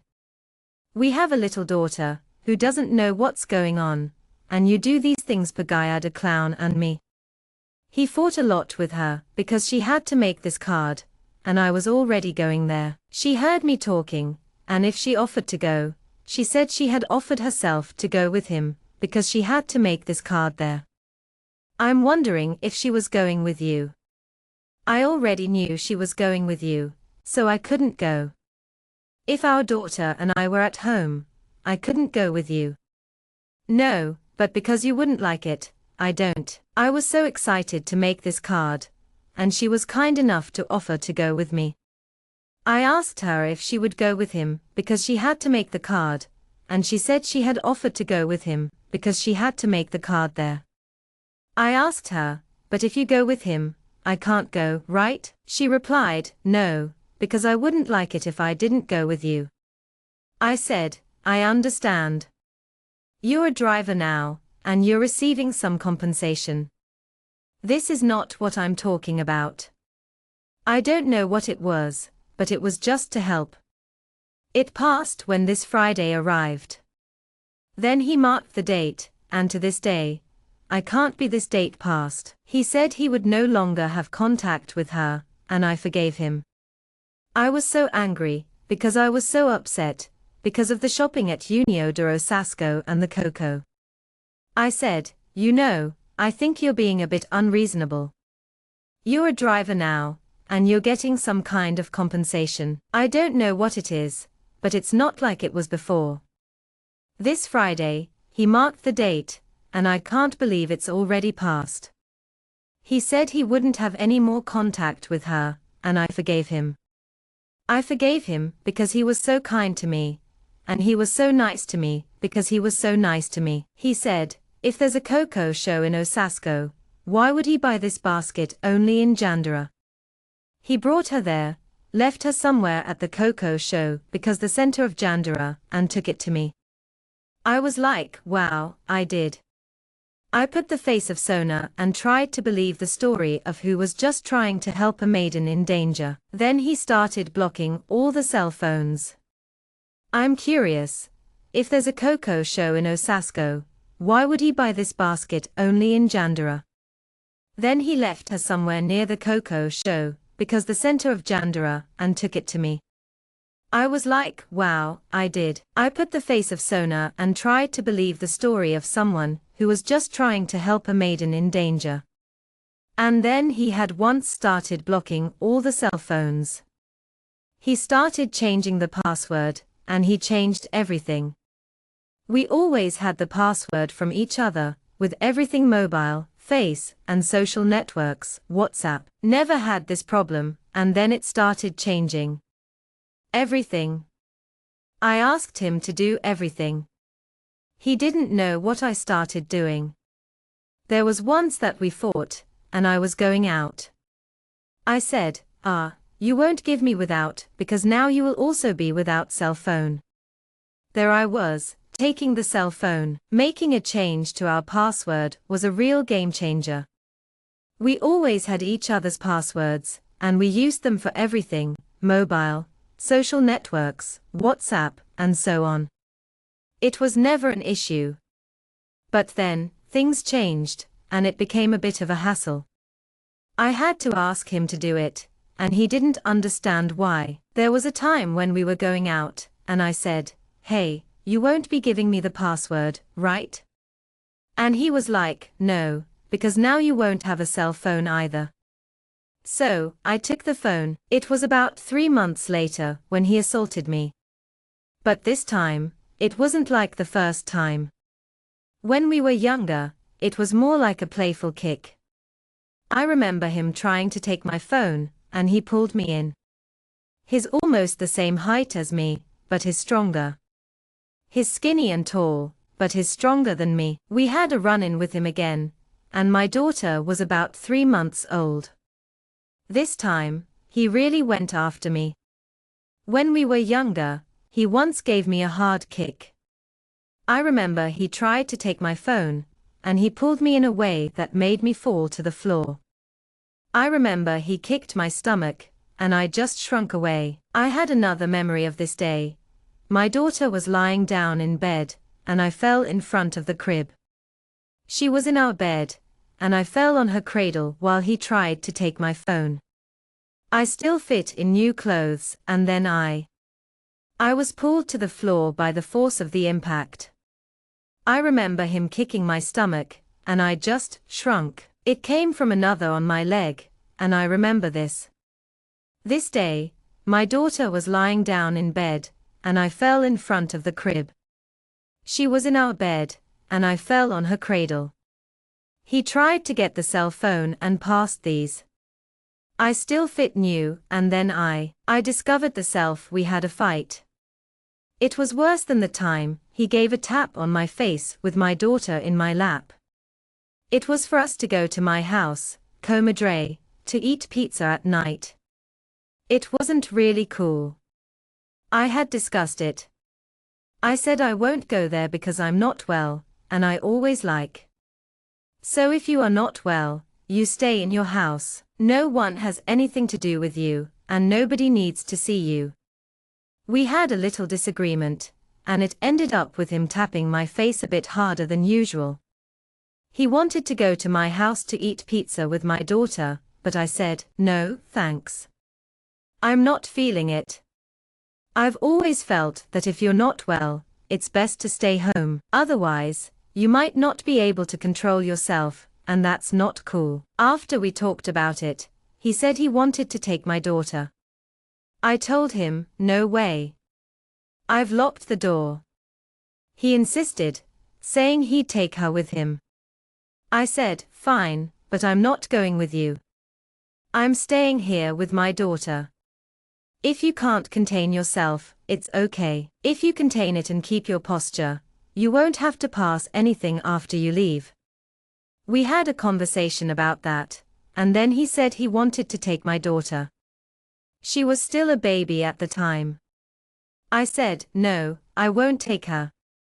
I had locked the door. He said, I'll take her as soon as I'm not sure what I said. I'll go there with my business. I'll leave you and my daughter here, and I'll stay here with her. I caught him opening the door, and I said, no, I know what I opened. He went and took my daughter. I went back to her. He returned her back to me, and then he returned to my lap. Then, we went to the kitchen. When we went to the kitchen, he tried to take her from my lap. I said, no, she already said she won't. I'm going to stay here with her, but not you. I told you that the next time, the man who you think is crazy is opening the door. I know what I opened there. He went, took my daughter there, and I went back. She returned, and then it returned to her lap. Then, we went to the kitchen. When we went to the kitchen, he tried to take her from my lap. I said, no, she already said she will not be with me. She will host me to breastfeed you. You don't have to give, and you don't have to give. I said, but we are here. She will be here until you decide that you are ready to leave. She won't go there when he was with her in her arm, and then he held onto my other arm, like you don't have a defense. She won't go with you. She'll stay here with me until you're ready to leave. She won't go with him. He was with her in a car, and then he held my other arm. He thought you slapped me in the face, and he was with the child on my lap. I couldn't react, because I was with the child on my lap. I couldn't do anything, because I was with the child on my lap. He just raised my head and said, "You're going crazy. I told you that the next time, you have both busy hands," and he's holding my other arm. He thinks you slapped me in the face, and he's with the child on my lap. You're not paralyzing me, though. You haven't reacted. I couldn't do anything, because I was with a child on my lap, and my other hand was attached to his. He just raised my head like this. I said, "You're going crazy. I told you that the next time." I said, "Your luck is that I'm with her in the PEL, because otherwise I was going to kill you." He left and took her and I was shocked. I said, "Not because now I'm going to talk to his mother." He turned with his mother, and I was just when I arrived. You see that scene? All you lose is courage, literally. You lose courage there, and then I couldn't speak. Then I stayed in my comadre room. I said, "I'm lucky I'm with her in PEL, because otherwise I would have killed you." I took her hand and said, "I'm not angry with you. I'm not going to talk to his mother. He will turn to her, and I will just be there." You see the whole scene. You lose courage, literally. You lose courage right then and there. I couldn't speak. I stayed in my comrade's room, because she is my comadre and mine, and she is my ex-squeeze, because she is his brother's wife. I stayed in their room, and I remember the tear rolling down my face. I said, "I want to eat, Beatrice." "No, I want to come eat." "No, I don't want to be okay." "I'm okay. I'm great, and I'm stressed, so my face is red." I already get red automatically. Because she is my comrade, my ex, and his brother's wife, I stayed in their room. I remember the tears rolling down my cheeks. I said, "You want to eat, Beatrice?" "No, no. I want to eat." "No, I don't want to be okay." "I'm okay. I'm great." I was stressed, so my face was red. I already get red, and then I turned my back and left. It's over, although it's past. Then, once I started to retaliate, when he came to eat, I tried to retaliate. He began to try to pry where to be ready to go. Know only that I was usually in the neutral position, and then when he started doing this, I started to arm myself, too. I said, "If you come, you will take." Also, because I'm not a punching bag. You will. Then I turned my back and left. It's over, although it's still fresh in my mind. Then, once I started to retaliate, when he came to, I tried to retaliate. It started to try to get him ready to go. I knew only that I was usually in the neutral position, and then when he started doing this, I started to arm myself, too. I said, "If you come, you will take." Also, because I'm not a punching bag. You will come, you will take. Then, when he started to increase his posture, I did the same thing, and then there were only fights and fights and fights until once he was for a party. He said it is for X place. Then, in a little while, I was in my place, and I argued. I said, "Mine, if you go to another place, why didn't you warn me? You arranged with me that went to X place that ended X time, and that you come back, and I am a person who. I'm not one to hold a grudge, but when he started to increase his posture, I felt like I had to do the same. We kept on fighting, and it went on and on until he said he was going to a party. Then, after a little while, I was in my place, and I said, "If you go to another place, why didn't you warn me? You arranged to go to X place, and that ended at X time. Now, you're coming back, and I'm a person who." I said, "If you do the opposite of this, I'll get stressed because I'm on my own. I have a lot of anxiety, so I'm very particular about time. I'm very right about hours. He took the ballad, and nowadays I even go to the ballad, but without warning. When he arrived, I said, when you go, you buy X and Y for me. You came back without the business I had. I'm a bit of a worrier, so if you did something different than what I did, I'd get stressed. I'm really sensitive to time, and I have a lot of anxiety. I'm very particular about hours, and I used to go to this ballad. Nowadays, I even go to the ballad, but without warning. When he arrived, I said, you go when you come back, and you buy X and Y for me. He came back without the business I had. I was already stressed, because I had gone for this ballad and passed. Then, his friends always helped, and Gabby found it in the bag. I don't know what happened. People argued at home, and this time, he already had. I had cursed him at home. I lived at home and didn't go out on the street. I didn't do anything, but take the name of __, slut, __, and etc. I was already feeling stressed, because I had gone for this ballad and failed, and then his friends always helped Gabby find it in the bag. I don't know what I don't know. People argued at home, but this time he already had. I had cursed him at home. I lived at home and didn't go out on the street, didn't do anything, but it took the name of __, slut, __, and X. They changed all that. They called me ugly.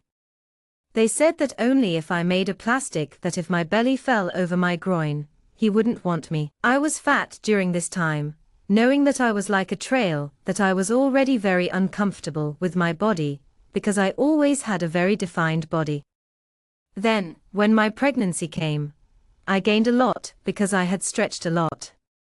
And so on, they changed everything. They called me names, saying that I was only beautiful if I made my belly fall over my groin, so that he wouldn't want me.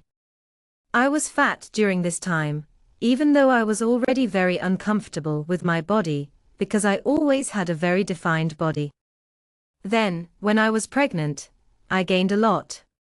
He ended the attacks. Then, there was physical and verbal aggression, and everything that could have been as a father.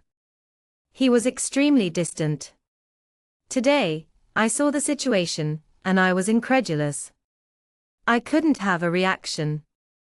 He always worked from 2 to 10, and then my daughter woke up at night, because he had arrived. It was every day that I put her to bed. He did everything he could to make her feel unsafe, both in his words and in his actions. He was her father, and I couldn't stand to see him around her. I couldn't stand to see him, and I couldn't stand to see her miss him. I couldn't stand to see her miss him, because he was her father. He worked from 2 in the morning to 10 at night, and then my daughter woke up at night, because he had arrived. I put her to bed early, at 10:30, for 11 hours. She woke up, and he didn't want to be with her. He wanted to play, he wanted to rest, he had worked all day, and he didn't want to know that the child missed him. I missed him, too, and I saw him rarely, because I returned to work. I went out with her at 5:20 in the morning from home, and she went to bed early, at 10:30, and slept for 10 hours. When she woke up, she was able to keep her father, but he didn't want to be with her. He wanted to play and rest, especially after working all day. I missed him, and she hardly saw him, because I went back to work. I went out with her at 5:20 in the morning, and he never came to help me take her, because the only school I found was on foot. It would take about 40 minutes to walk there, but then I had to take 2 buses every day with her to leave her at daycare and go to work. So, I took her to wake up at 5:20, took a bus from my neighborhood to downtown Jandara, and caught another to her school. She was there for 6 hours, and then I stopped her at school. I went to work at IA Pro, and that I helped her get to school, but it was a bit of a journey. It took about 40 minutes to walk there, and then I had to take 2 buses to get her to daycare, so I could go to work. I woke her up at 5:20 every morning to get her ready. I took a bus from my neighborhood to downtown Jandaura, and then I caught another bus to her school. It was a 6-hour journey, and then I had to pick her up from school. She didn't see her father, who was sleeping. This time, she arrived from school and stayed with her mother, and I was still working. I arrived and gave her a kiss goodnight. She was going to sleep when I arrived, but she woke up to stay with her father. He didn't want to stay with her, he wanted to play and take a 1-hour bath. Sometimes, she cried, and I remember that she didn't see her father. This time, she arrived home from school to find him sleeping. He stayed with his mother, and then he went to work.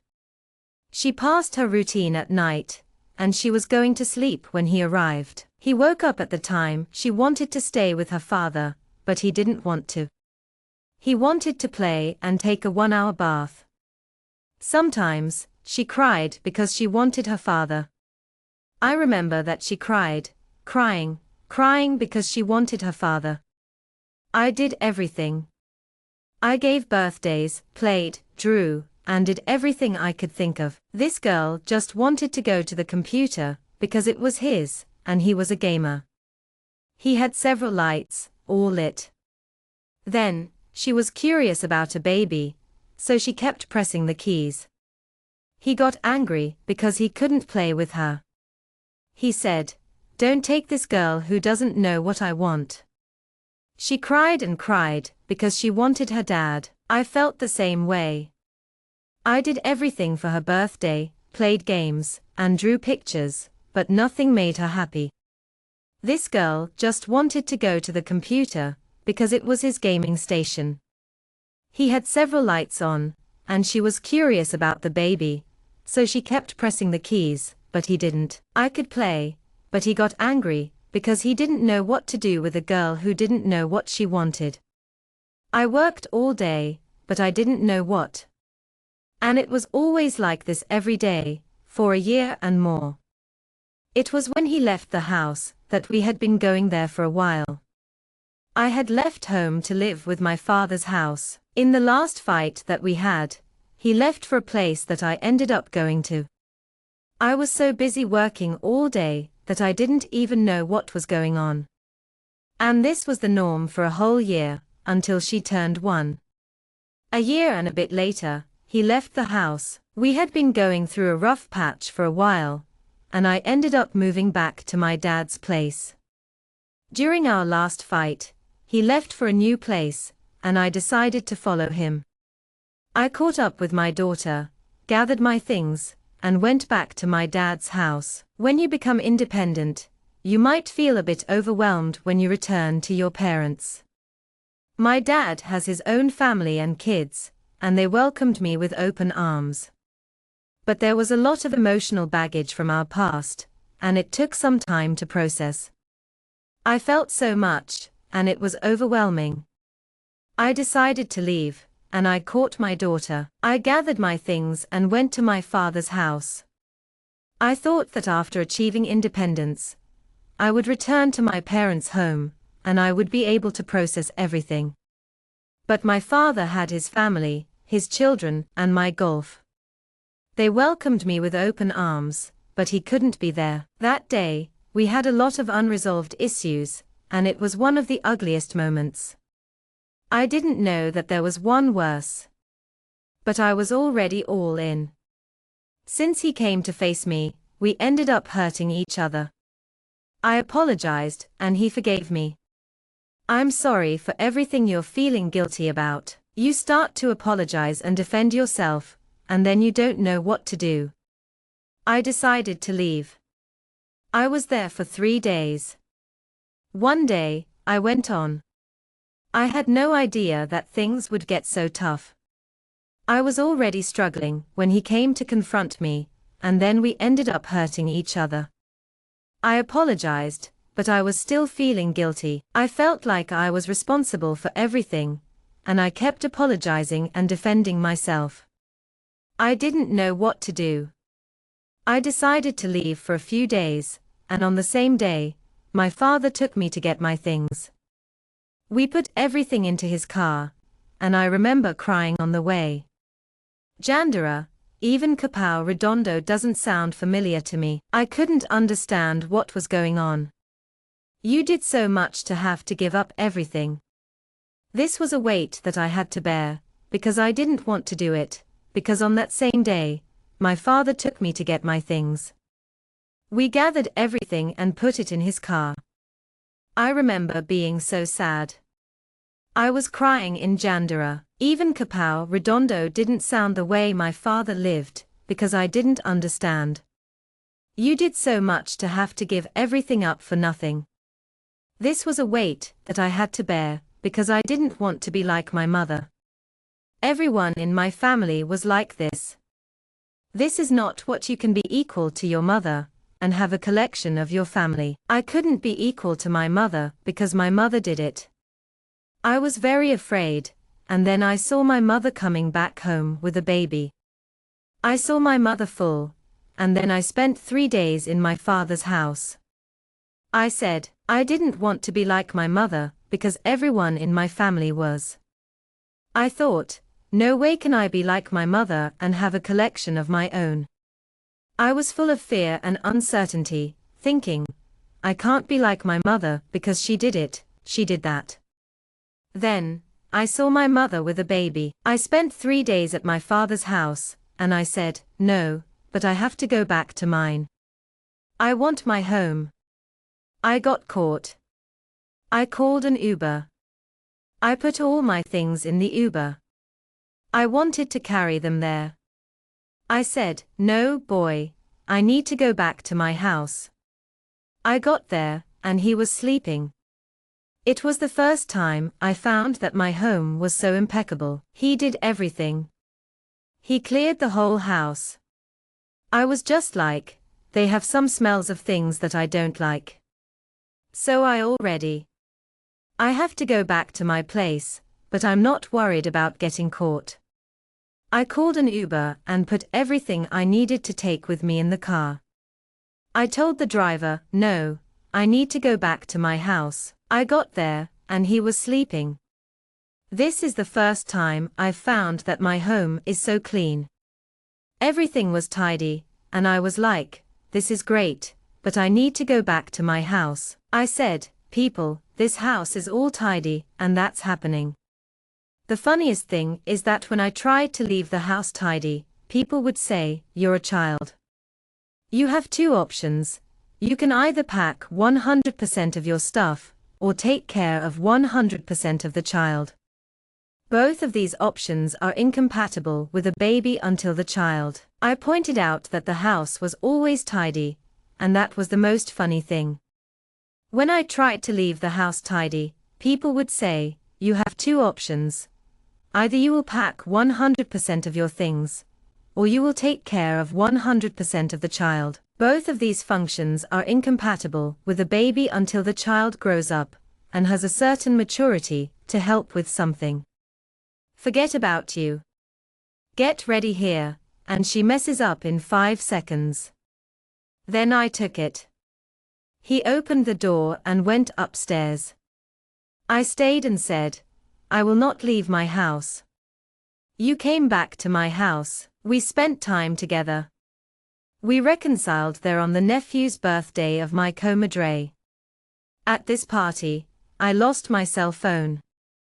I said, let me send my Uber on your cell phone to see if it's not Uber. If I didn't forget, I wasn't at Uber. I had forgotten in the gift bag from Boy, only there looking at the thing he had unlocked, because I didn't have more access to his cell phone, because he had blocked everything.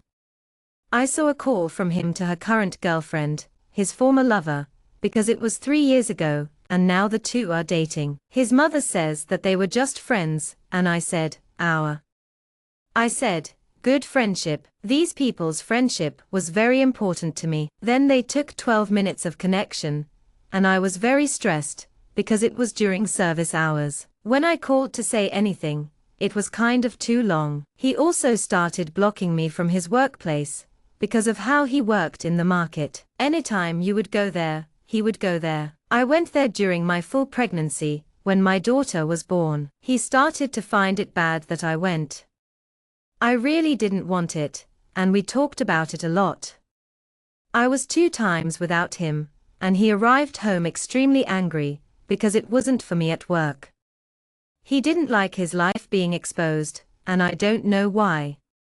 Then, she said something about everyone who cheats, because people are jealous. They don't like me posting or showing my feelings. I felt so bad for you, and I couldn't help but feel envious of you. I thought, it's never your fault. You never do anything, and then you blocked me and wouldn't let me go. I had so much to talk about on the phone with him. We spoke for about 15 minutes that day. I remembered a time when my daughter was in daycare and started getting sick. It's common for a child who starts. The daycare center was a tough day for her. She was so sick that she started vomiting. She kept sucking and spitting up, but nothing was staying in her stomach. She was with me and her mom at home, and you didn't seem to care about us. I said to my husband, I know what to do. My husband will call first because he's the father. Then I'll call him. Look, she's vomiting here. Daycare was a bit of a challenge that day. She started to vomit, and she kept sucking and breathing in and out. She was in so much pain, and I was with her and her mother at home. I said, you didn't care about us, but you're worried about his family. My husband will call first because he's the father. Then, I'll call him. Look, she's vomiting here, and I don't know what to do. It's nothing to this girl's stomach. I don't know how to stop the vomiting. It doesn't stop, and I'm desperate. I can't do anything. I'm working and taking care of a child without money on the day. I spoke to her, and he took her. I got her. I hated that I spent money on my credit card. I put it on Uber. I said, it will be on the card Pro. The hospital caught me. I stayed there. I'm not sure what to do. It's nothing to this girl's stomach. She keeps vomiting, and I'm at my wit's end. I can't do anything. I'm working and taking care of a child without money on the day. I spoke to her, and he took her. I got there, and he hated that I spent things on my credit card. I put it on Uber, and I said, it will be on the card. The hospital caught up with me, and I stayed there. It was about 8 p.m. when I left. It was already time for him to leave the service. I spoke to him, saying, I'm coming back. I'm coming there. I'll get you, and we'll go together. You don't have to get the train. We started a very funny phase, where he could take 30, 40 minutes, or even an hour. He worked at a station after the L worked at Sylve. It was around 8 p.m. when I left. He was already on his way out of the service. I told him, I'm coming back with you. I said, I'll go with you, and we left together. He didn't have to take the train. There was a very funny phase that started when he said he could take 30 to 40 minutes, but it ended up taking an hour. He worked at a station after the L worked at Sylve. IRA and I worked in Jandara, which is a 2-minute train ride away. It takes 10 minutes to pass every 10 minutes. Then it's 12 minutes by train and 15 minutes on the Ando. It took 30 to 40 minutes if you count the time he walked, because he walked very fast. It was when I started to make the junction, only when I came back from my father's house a while after I fell. IRA and I worked in Jandara, which is just a short train ride away. The train left every 10 minutes, and then every 12 minutes. It took 30 minutes to get there by train, and 40 minutes if you counted the time he walked, because he walked very fast. It was when I started to make the junction, and then when I came back from my father's house a while after I fell. When I came back, he told me that on the day I left, he was with her and stayed with her. I asked, okay. It was December 27th, so it was a bit strange, but it was a very nice person who took me just to make a card and then stayed with her. I don't believe in this. In this story, he decided to leave the house after this situation. On the day I left, he told me that he was with her and had decided to stay with her. I asked him, okay, but this is a bit strange. Someone takes you to make a card and then stays with her. That's a first break. I don't believe in this. This story doesn't add up. He decided to leave the house after this situation, and we started to discuss a lot. I was trying to understand what was happening and why it had so much connection, since the two of them no longer had second contact. He had changed companies, and he couldn't sleep. I was going to sleep. At this time, he was sleeping in the kitchen, and I slept in the room that people had already given us. It was separated by account of our last fight.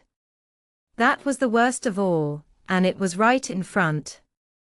We started to talk about this connection, and I was trying to understand what was happening and why it was so important to both of us. Since we hadn't spoken in a while, I tried to talk to him, but he was distracted. He was having a hard time sleeping, so I decided to go to sleep. I was sleeping in the room that separated us after our last fight, which was really tough for me. I remember he was going to leave to play ball, and I wanted help with cleaning the house. I told him he didn't have to go, and I'd be happy to help with the laundry. Then, he caught me taking a shower. I remember trying to talk to him while he was bathing. He threw the squeegee at me, and it hit me right in the face. It was a really bad hit, and it really hurt. I remember my daughter was about to head out to play ball, and I asked for a little help with tidying up around the house. I told him he could go play, and I'd take care of tidying up later. But then, I caught him taking a shower. I tried to talk to him, but he was so focused on his bath. He threw the squeegee at me, and it hit my luck. It was a pretty bad hit, and it ended up breaking next to me. Rodro beat me up like this on my wall, and it broke. Cabo knows that he released from the cable and fell. I sorted it out, and he was like, hey, if you start from cute, you'll see that I know what.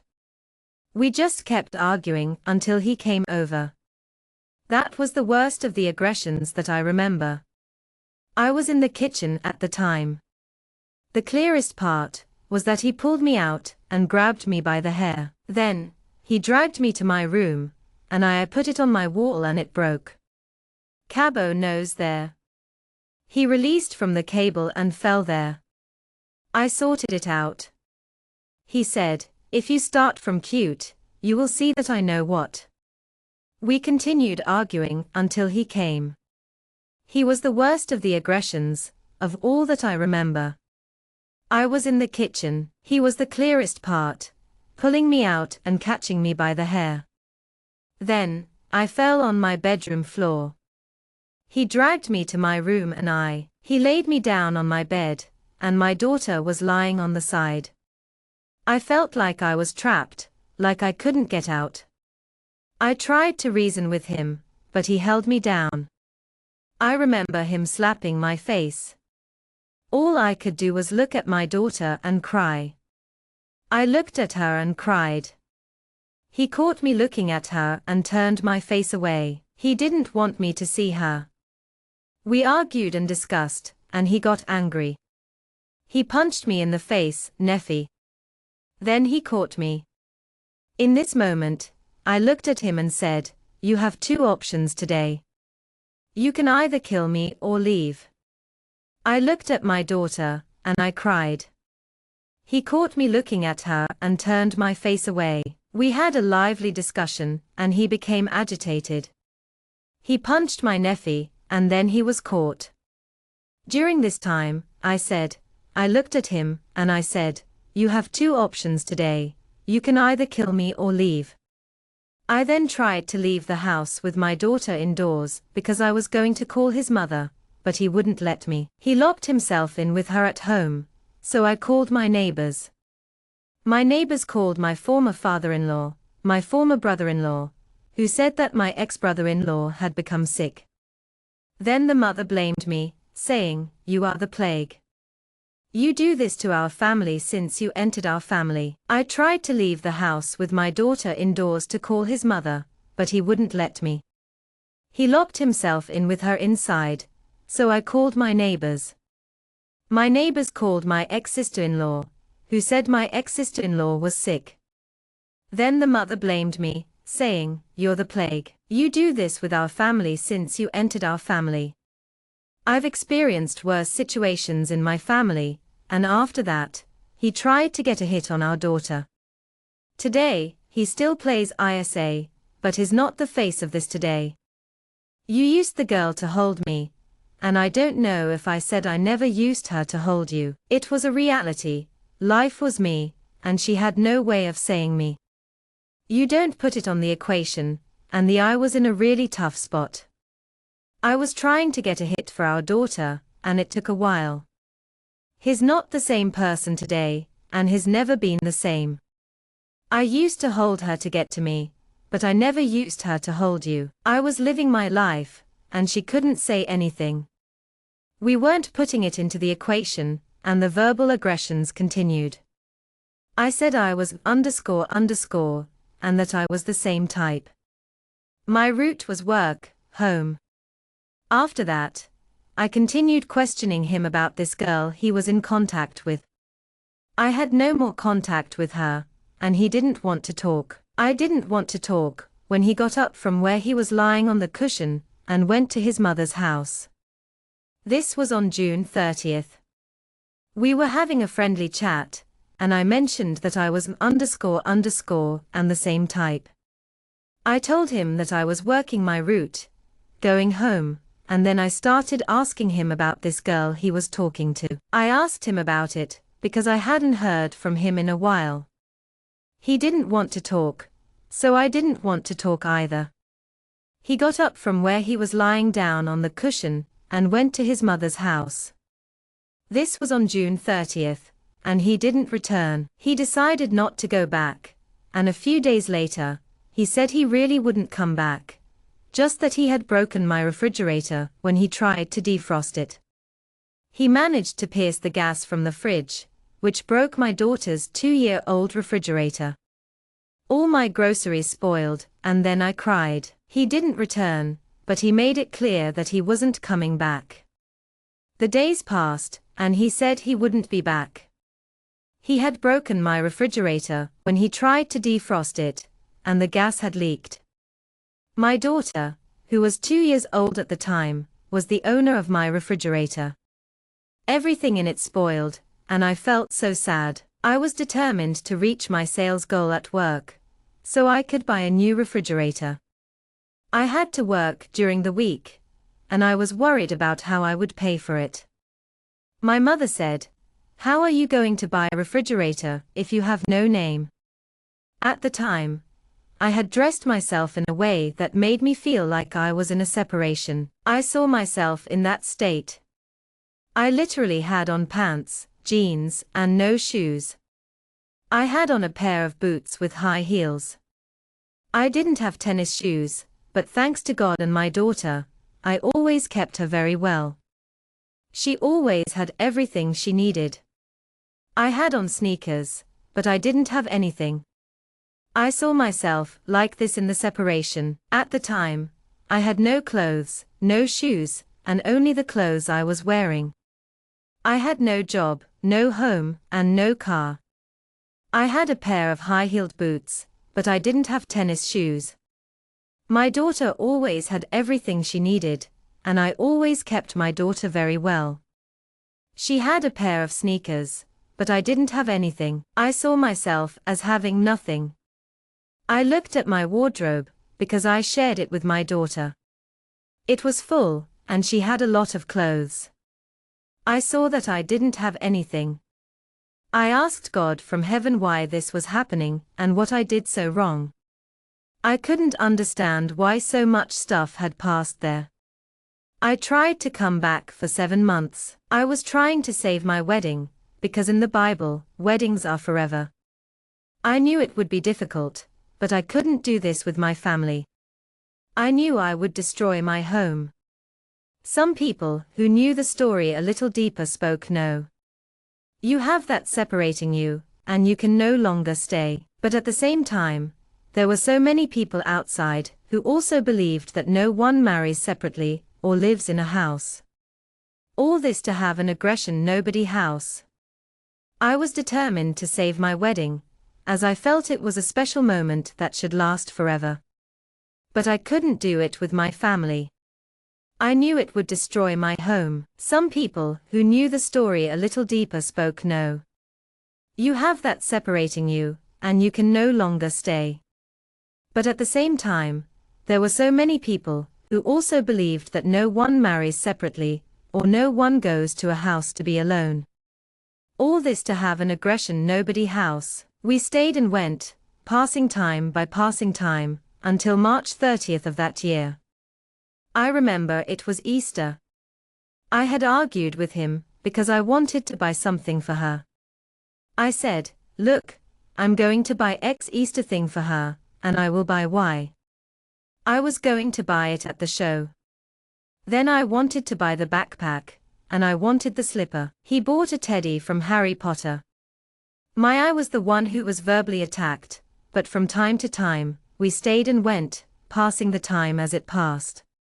On March 30th of that year, however, things changed. I remember it was Easter.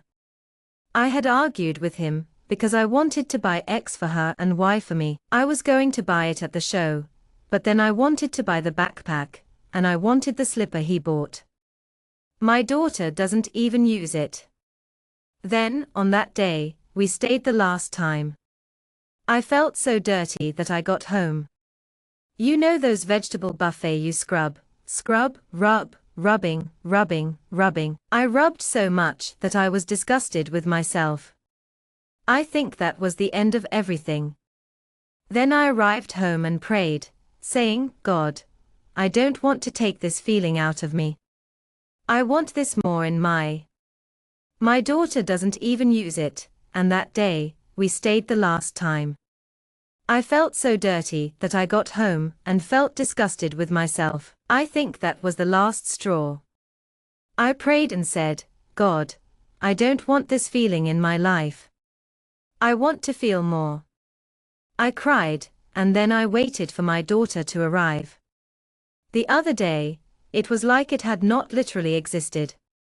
I felt as if everything had been deleted. A void became a void, a hollow did not exist, but neither love nor hate nor nothing. I just knew he was a person I had to live the rest of my life with. Then, the worst parts began because of how he left home. I cried a lot. I waited for my daughter to arrive that night, and then the other day, it was like it had never existed. I felt like I didn't have anything anymore. It was as if everything had been erased, and a void had become a void. There was nothing, but also, neither love nor hate nor nothing. Just me. I knew he was a person, and I had to live the rest of my life. But then, the worst parts began. How did he leave home? He didn't have a TV. We used the computer, and it took his computer away. Then, my daughter said, we'll buy a television for her. I said, okay, we'll go to the store and buy one. He bought a smart TV for less than I had expected. He paid $900 for a smart TV from British, and he didn't question the price. He only entered my house, and he and the family came with him. We didn't have a TV smart, so we used the computer, which made my daughter very upset. I said, we'll buy a television for her. He said he'd buy a TV at the store, and he'd buy it for less than I had. He paid $900 for a smart TV from British, and he didn't question the price. He only entered my house, and he and the family were there. He still had the key, and he only entered and installed it. He put it on the wall, and that was it. When I complained about how it had been made, he said I was arrogant, because I didn't have the money to pay for it. I was complaining, but thanks to God, I had. I bought my fridge in sight, and I paid for half of the television. I said I was going to share it, and then the fight began. He still had the key, so he just went in, set it up on the wall, and that was that. When I mentioned how it was installed, he got upset and said I was being arrogant because I didn't have the money to pay for it. Luckily, I did have the money for my fridge and television, and I paid for them myself. I said I would share the cost, but then things got complicated. He said he would help me out, but he was working until 6, and I was leaving before that. He said he would stay with her until I got home, but he didn't do that. He didn't even do anything for 10 days after he started at his new job. I just went back home, and he said he was coming back, but he didn't do anything. He said there was no way to do anything with a child. She cried all day, and he was getting upset, too. I'm so grateful for the help with her.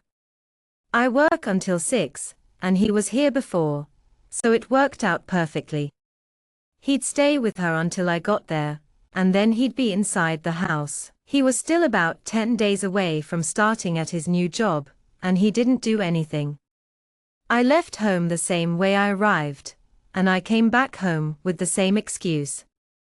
There was just no way to do anything with the child. She cried all day, and I felt so funny when I was with me. I had to do something, because he was always so narcissistic. He'd say, when it's with you, it's possible with me. I'm not capable, and the story reverses it. Every kind is all inverted. He didn't do anything. Everything was she won't let me do. These were things I spoke to him about. I said, I can do this because she cried all day. I didn't give her anything when he went to get married. Mother started this. I found it amusing when I was with her, because he always put himself first. He would say, when it's with you, it's possible with me. I'm not capable, and the story reverses it. Every kind is all inverted. He didn't do anything, everything was done by her. She wouldn't let me do anything. I said, I can do this because she cried all day. I didn't give him any help. She started this problem. He just wanted to stay in the week, and at the end of the week, it was all with me. I didn't have that. She wasn't there 15 days with you or 15 days with me. All weekends it was with the mother, so I had life. I left home at 7 a.m. and returned at 7 p.m. My daughter was with her. The other day, she came on Saturday and Sunday. How many? I really wanted to have help with her, because he just wanted to stay in the week. At the end of the week, it was all with me. I didn't have that. She wasn't there 15 days with you and 15 days with me. All weekends, it was with her mom, so I had my life.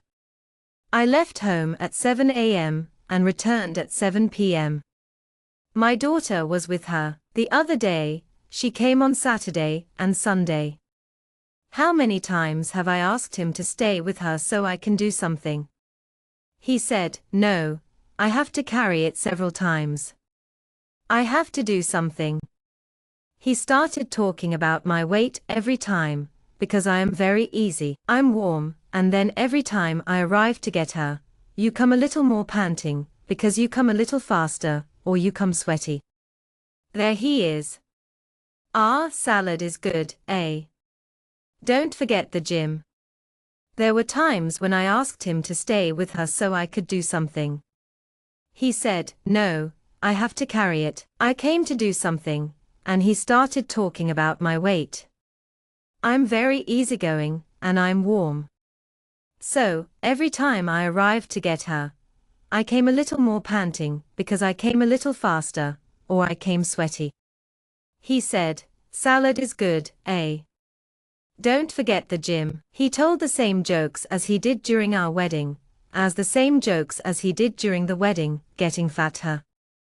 Nobody will want you or speak to you. You are in a little while dying. not just a hamburger that lives. And then this over time marked me a lot, and I took a long time to get out of this self-esteem phase. Low because it is over, self-esteem. I walked like a crazy person, practically a lady. Then I was blouse, sneakers, and hair. If I was aboard, okay. If I was. I'm so glad we're on the same page. I'm also a big fan of the same jokes he told at our wedding.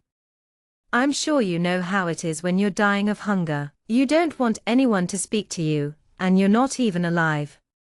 It's not just a hamburger that lives and then dies.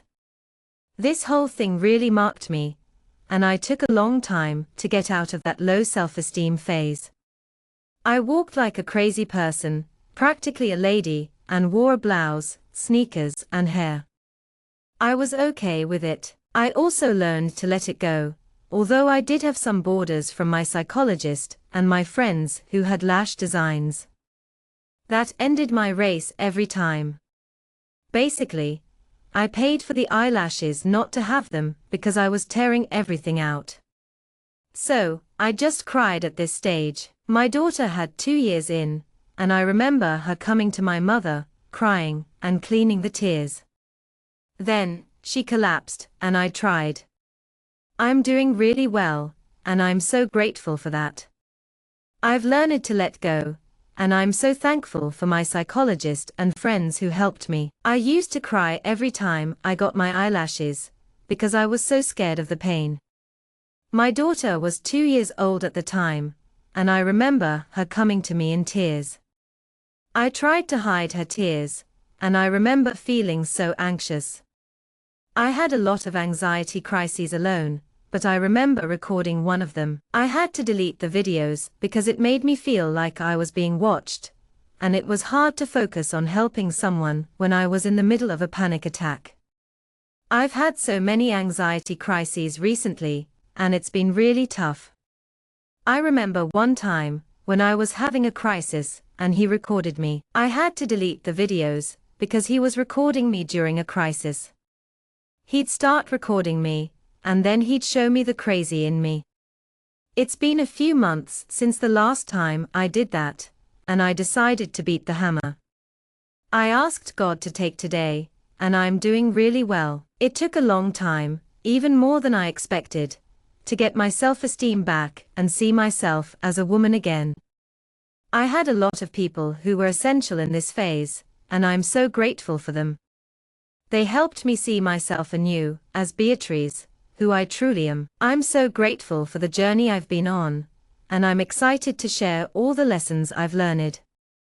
First, I decided to let go of the negative thoughts and asked God to help me move forward. It took a while, but I'm happy to say that I'm feeling great. People played a big role in helping me see myself as a beautiful woman again. I'm grateful for their support and guidance. I'm learning to appreciate the beauty in everyday moments, even when things get tough. I'm also realizing the importance of sharing my story with my daughter.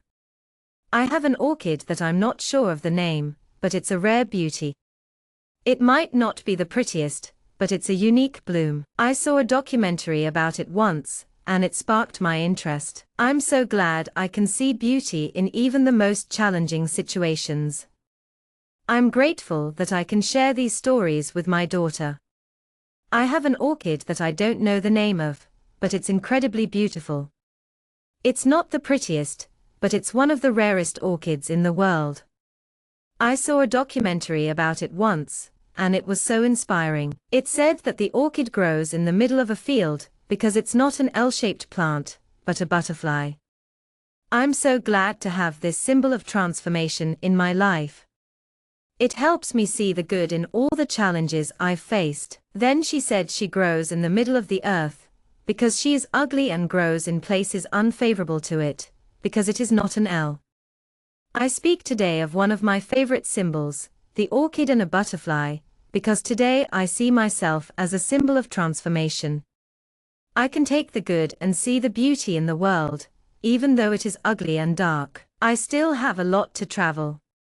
One day, I hope to tell this story without crying, but today, I can't describe that. The person I past can't be what I would be today. I hope my daughter can listen to this story one day, knowing that it is also part of her. I didn't realize that the world is beautiful, even when it's not. I've seen the darkest days and still have so much to travel. One day, I hope to share this story without crying, but today, I can't describe what I'm feeling. I can't be the person I was back then, and I hope my daughter can listen to this story and know that it's also part of her. I don't try to hurt her by talking about the pain I felt, and I don't want her to have that vision for her future.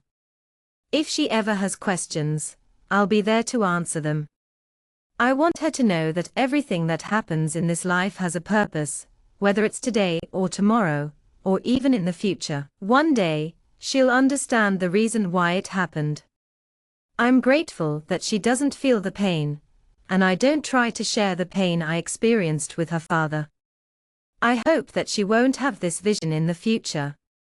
If she does have questions, I'll be happy to talk about it. I want her to know that everything that happens in this life has a purpose. Whether it's today or tomorrow, or even in an hour, she'll find the reason for it.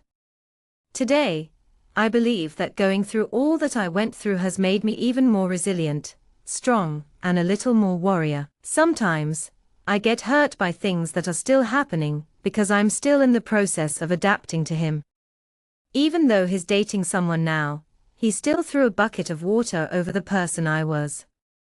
It's still very complicated, but I believe that my strength today has nothing to do with my past. Today, I believe that my journey has made me more resilient and strong. Sometimes, I still find myself shedding a few tears, but I'm in the process of adapting to this new chapter with him. Even though he's now dating someone else, it's still challenging.